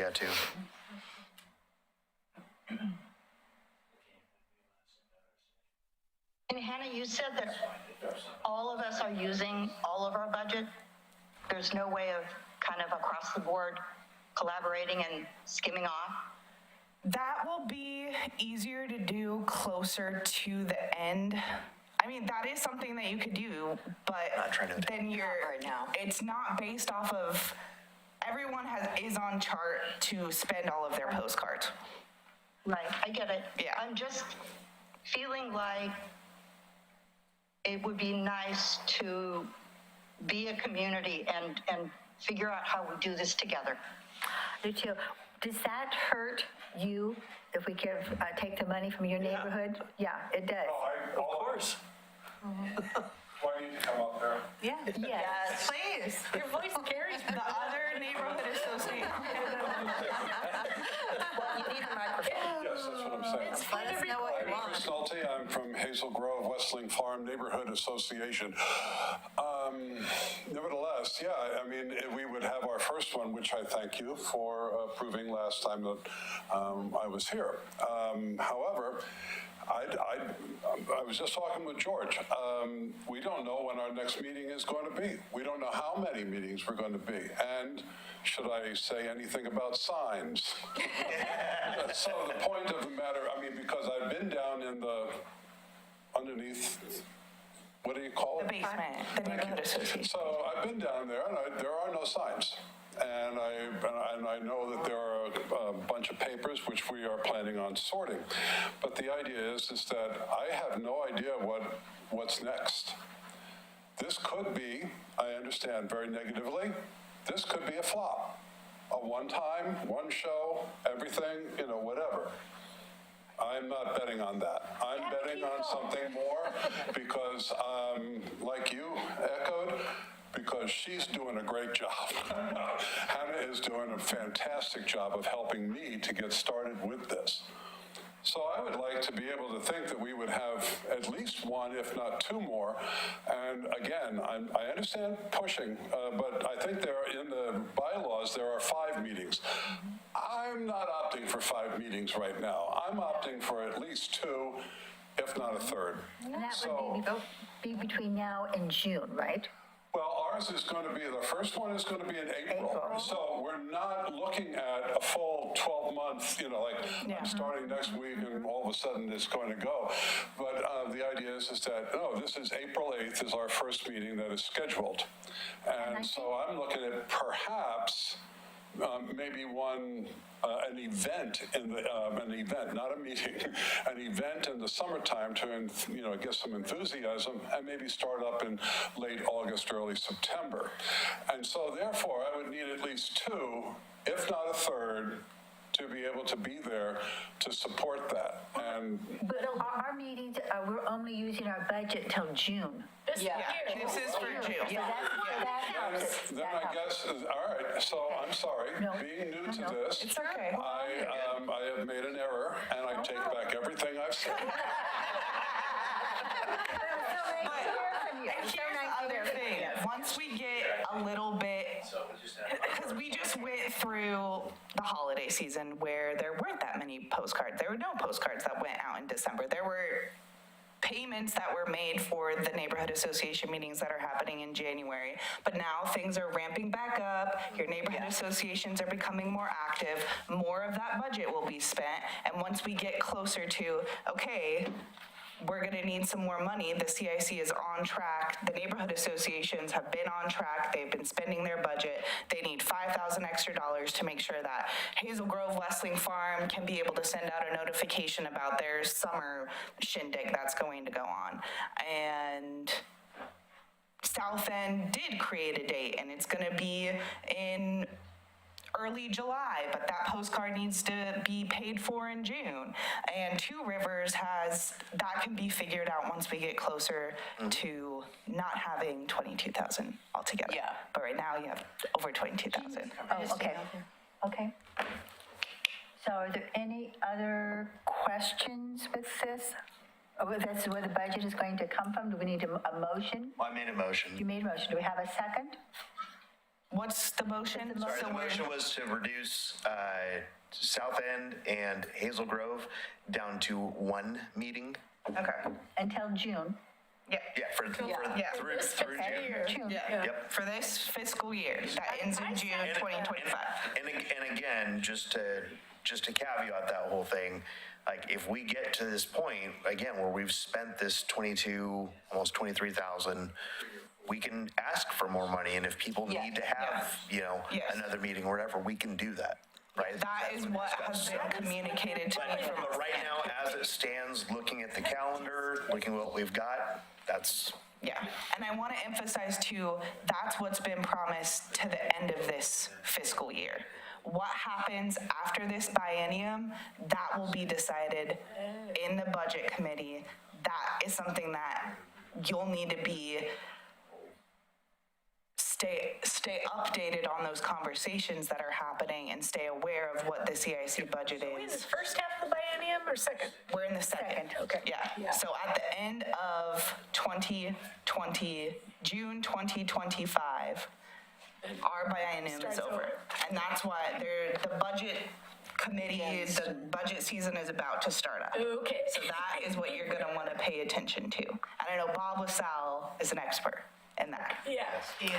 So, I will second. okay. And I would also say that I think the justification for additional money is there. I think you've done an excellent job in bringing people together to develop this neighborhood associations to get us back to full strength. I'd be happy to sit in front of the commission and talk about it. Okay.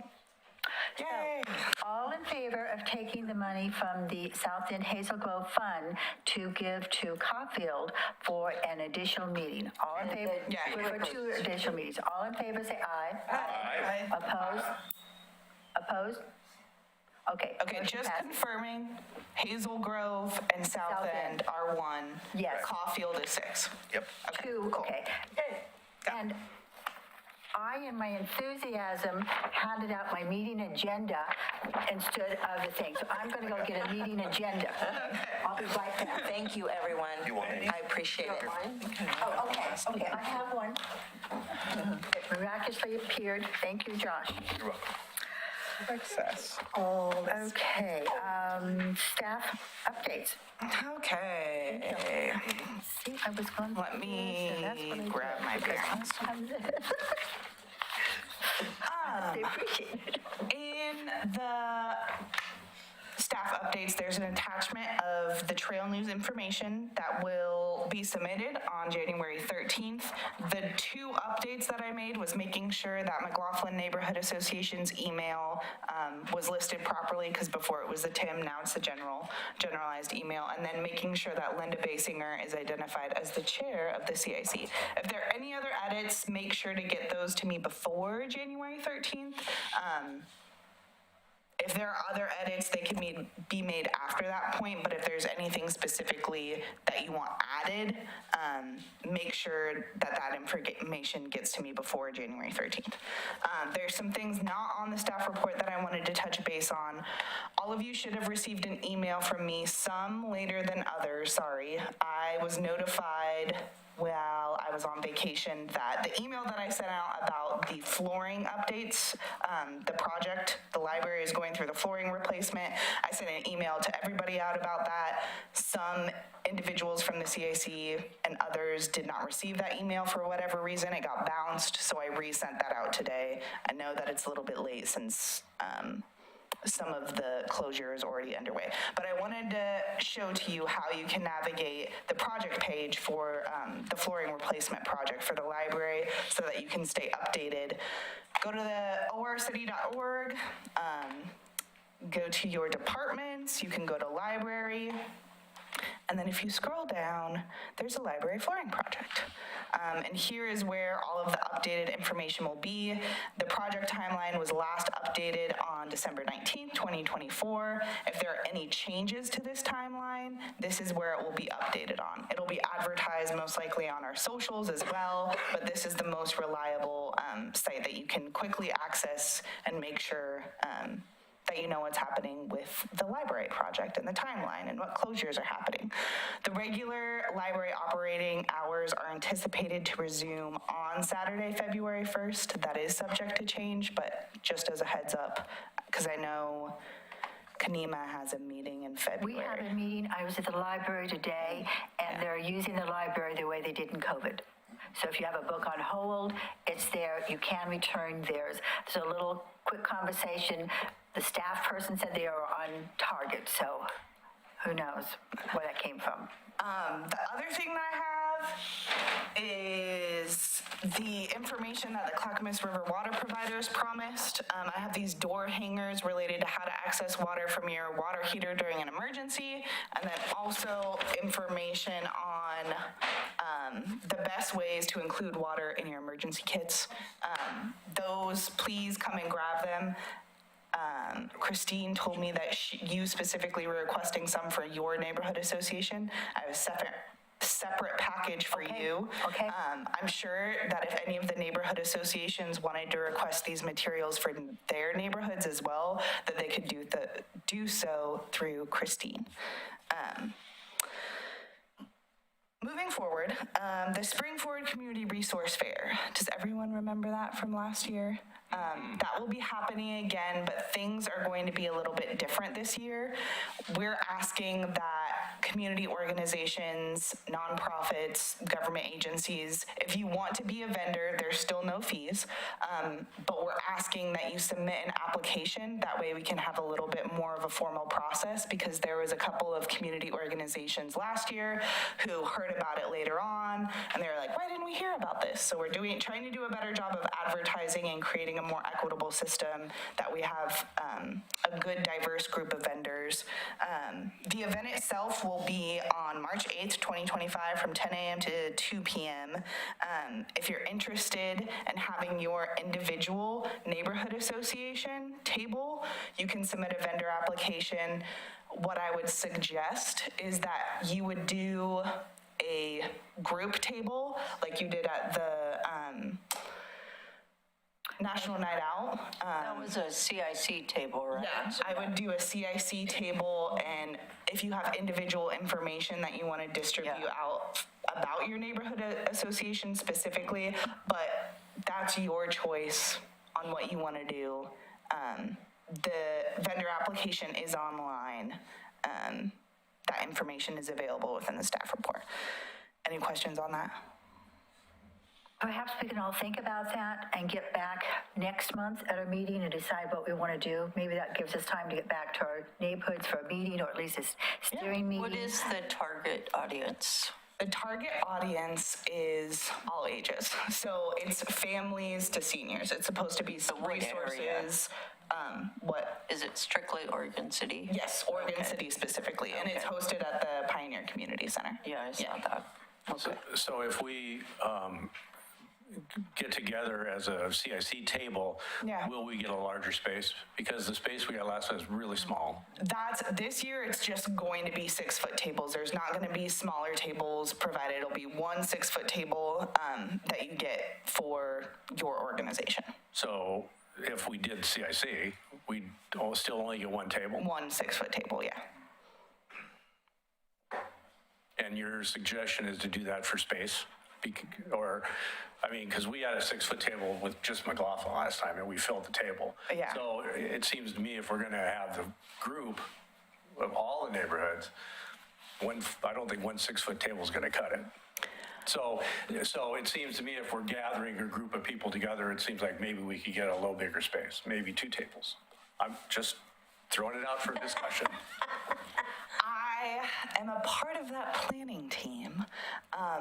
The thing that I will tell you is that we're trying to do a more formal process this year for staff included, departments included, of having them fill out the application so we can also get a better breadth of who wants to participate. Because previously this event specifically existed because of the Monarch Butterfly Pledge that was taken a handful of years ago. And in taking that pledge, there had to be a specific community event where pollinator seeds were distributed. And so it was really focused on sustainability and environmentalism. And that's kind of been expanded based off of what the community has expressed that they needed, which is kind of an event where they can come to one center location and get a whole bunch of resource information about their community before we hop into the spring season.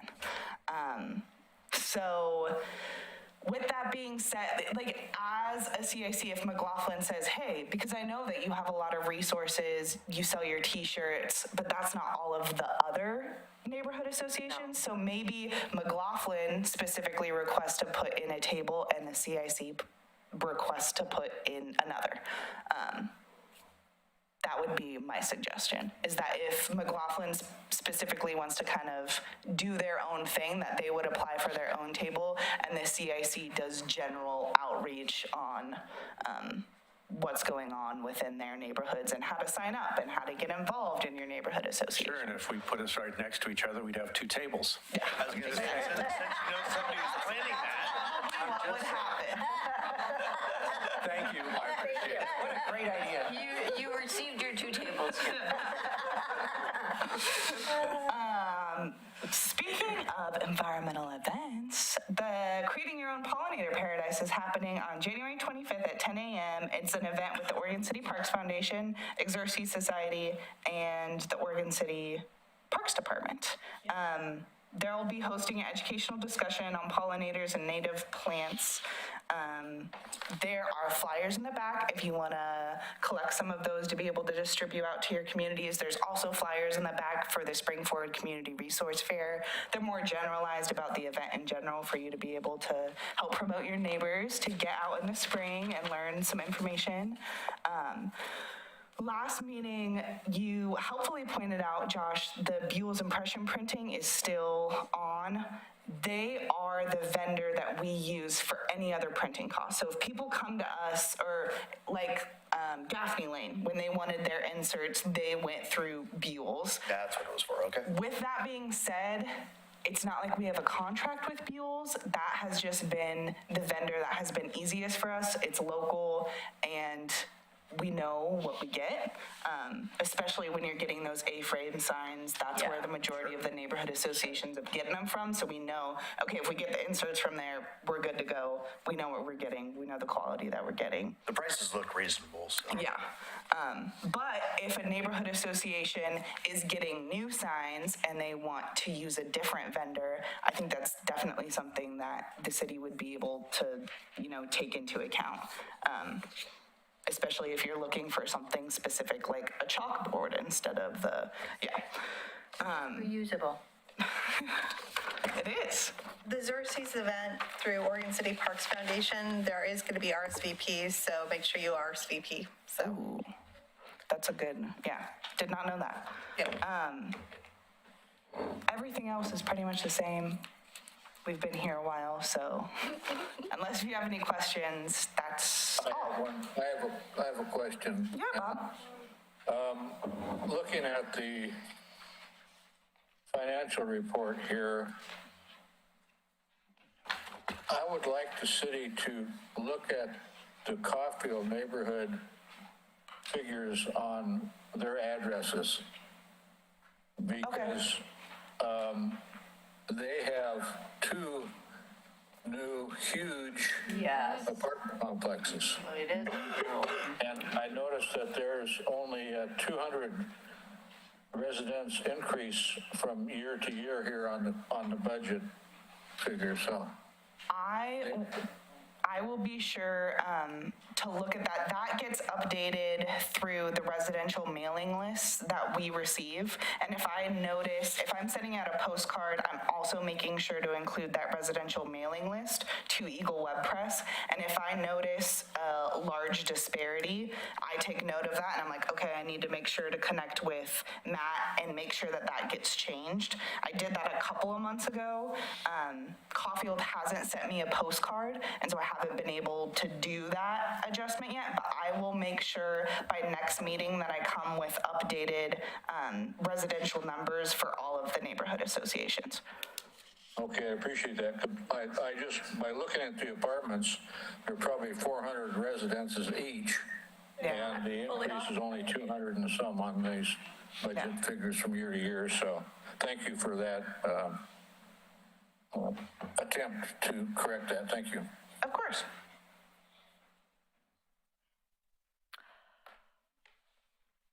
I ran into the chair of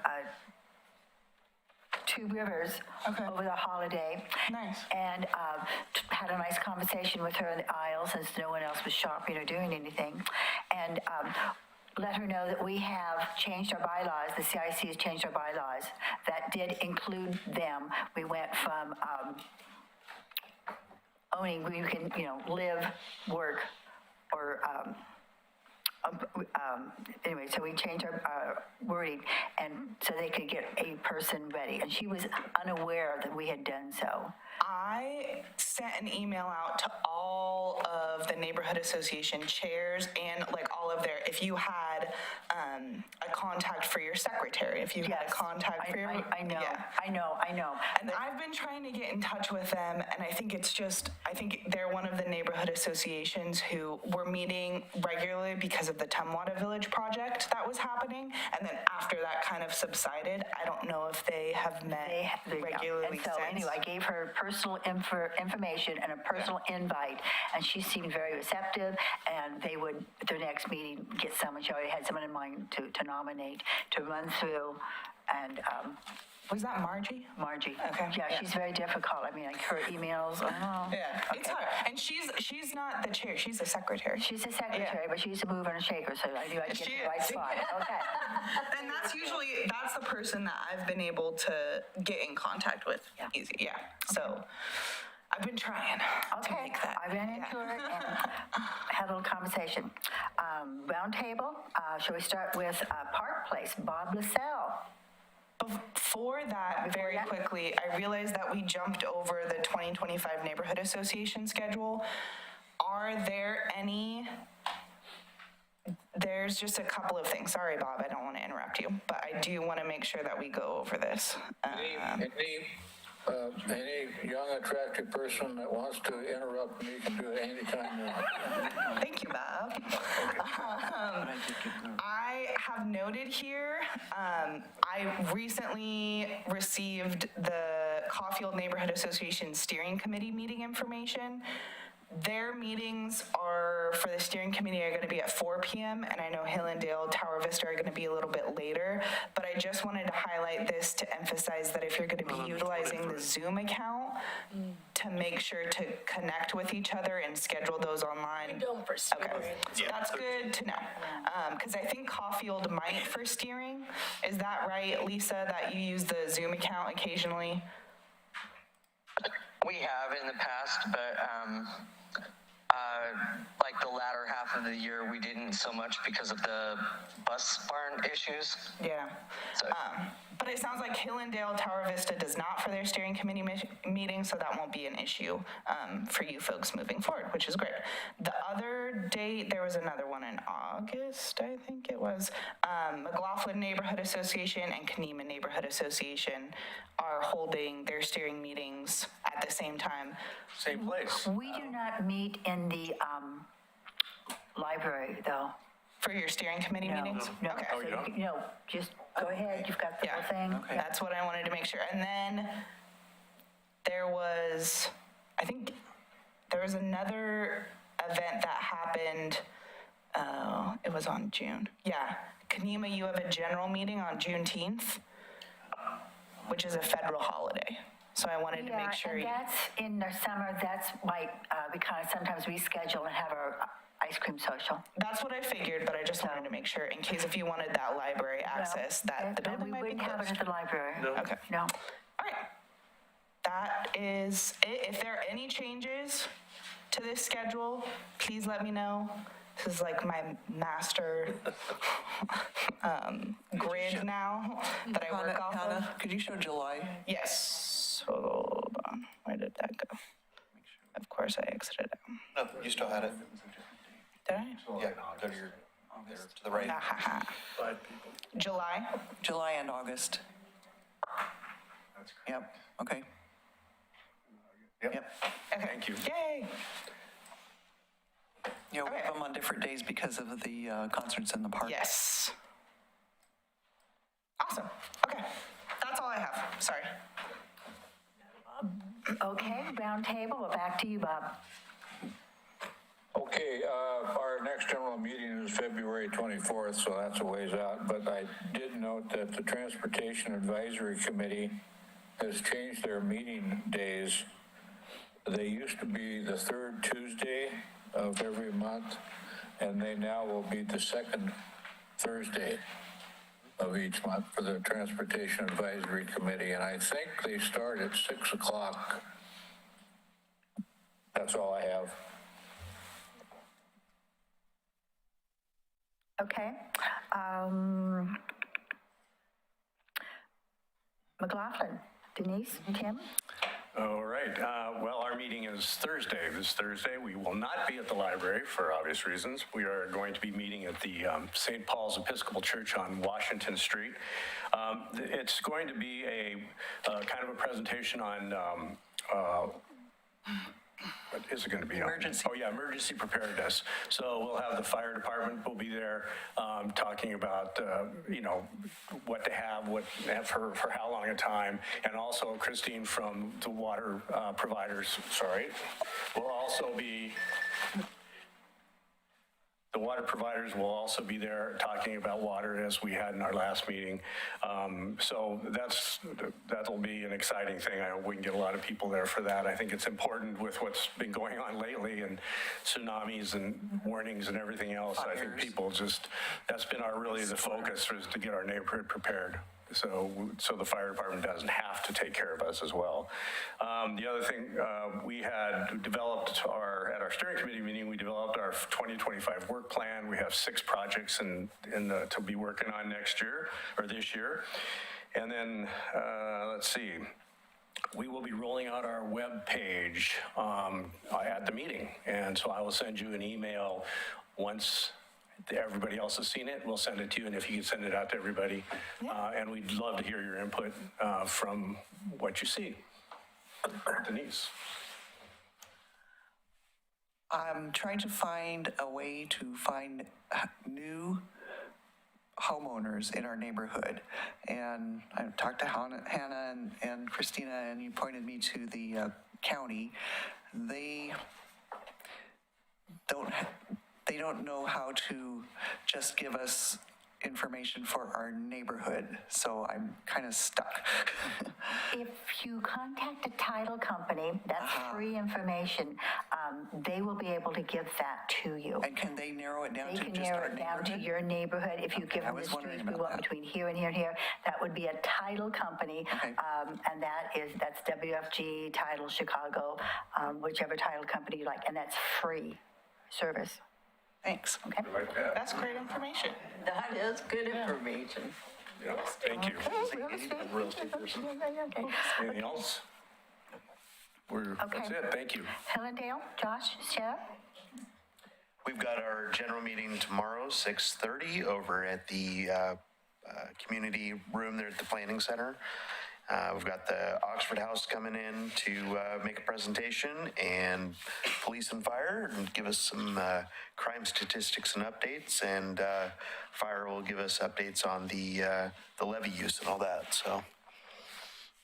That's The only thing I wanted to do, and Hannah, would you be able to pull up the postcard? Oh, yeah. Absolutely. I found a good workaround for our postcard situation, and what I did was I put little windows of white that I put text within on the colored background, and if Hannah brings it up, it'll make more sense, but I'd be willing to help any of your secretaries set it up, and I use fancy programs because it's what I do, but I can translate how I did it to a Word document or something. If you want help to do something like this, I'm going to switch to a darker color because it'll show it off better, but I use the orange because that's what we talked about in our last meeting. But it can be read. You can see where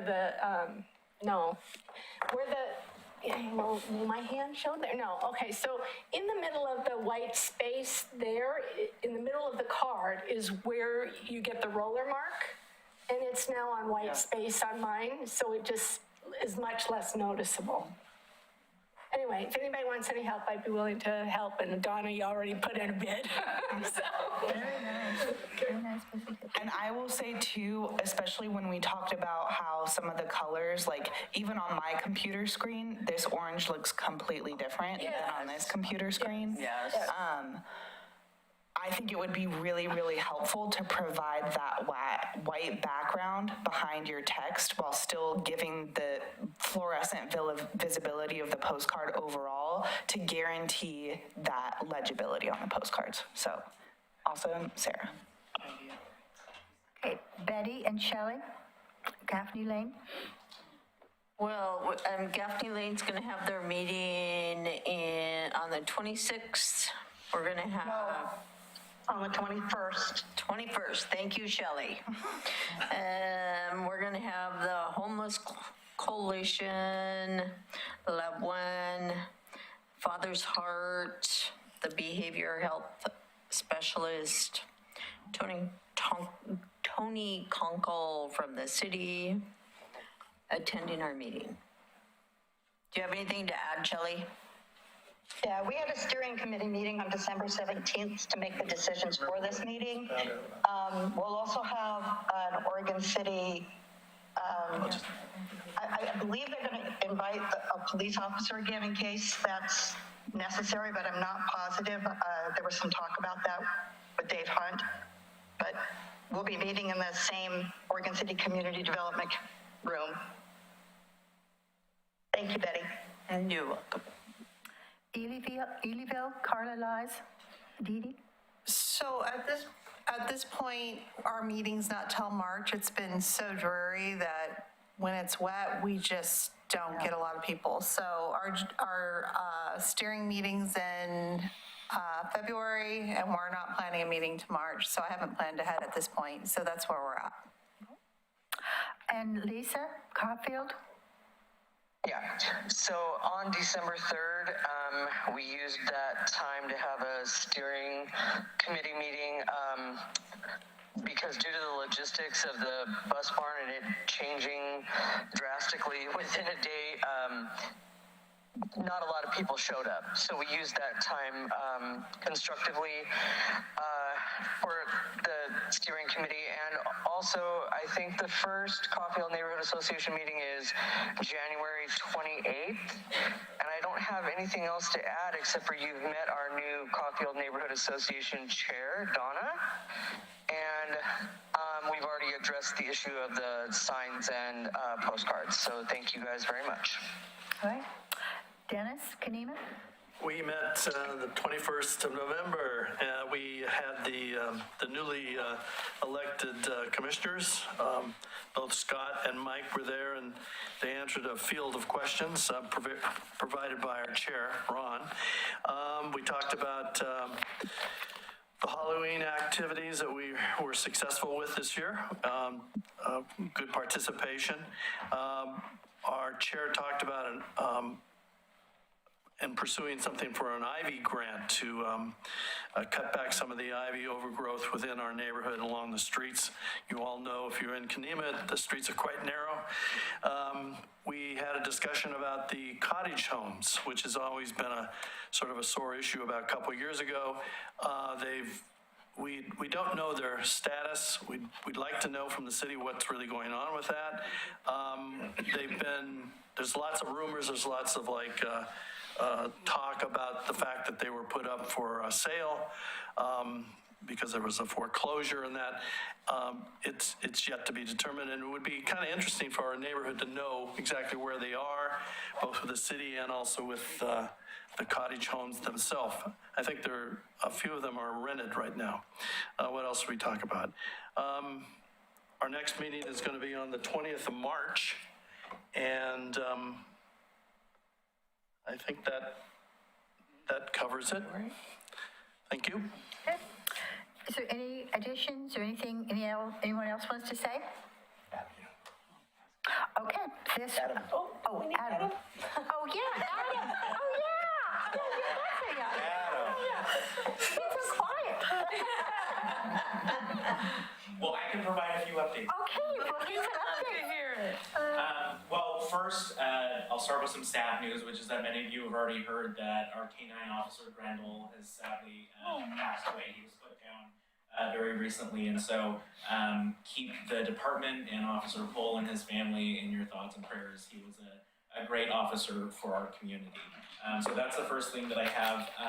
We do have a meeting tomorrow where we will be swearing in the new commissioner. New commissioner and plus Commissioner Mitchell, and we will be discussing some other things as well. We have our second reading of the Park Place Concept Plan Code amendments, which I've talked to you about, and so I know that is something of great interest to this group of people. I really want to thank the chair for inviting the Homeless Solutions Coalition of Clackamas County to speak. This is an organization that we as a city commission have been trying to get more communication from and help residents understand that if we as a city had the opportunity to have a voice in what this looked like, we would. But unfortunately, according to state law, we have nothing to do with it and we have no say over what happens there. And so that's one of the common misconceptions, is that one, this is either a city project, or two, this is something that the city can approve or deny. We can do neither of those, but it's important that we have that organization come in front of community groups like this so that they can hear your concerns. And I can assure you that those concerns are also echoed by the 5 of us on the city commission as well when we have conversations. They were very open, and they would really like to be invited to come to our neighborhood meetings and speak individually for each neighborhood. They do want to do a good job. Good. And we are also starting in this new year, I requested that we have a city commission liaison on their board. And so we will be having that. They graciously agreed for us to have that opportunity. I felt it was important that we had someone who was there to keep us updated, as well as constantly reinforcing the concerns that we have been trying to communicate to them as well. And then lastly, just on a more personal note, last year I was elected to the board of directors for the League of Oregon Cities. That's the organization that represents all of Oregon's 241 cities at the state and federal levels. We lobby on behalf of city interests and local government. And so I'm having my first meeting this January, and we get to hold board meetings across the state and learn about the different challenges facing different cities. But one thing I do know is that we have a lot of similarities in the issues that we're facing. We've got the housing crisis, behavioral health issues that Carla talked about earlier. And so I'm looking forward to being a part of that. And of course, we'll be tracking the upcoming legislative session that begins here soon and all the ways that it screws up with our lives. All right, okay, thank you. So this will end the meeting, and we'll meet February 3rd.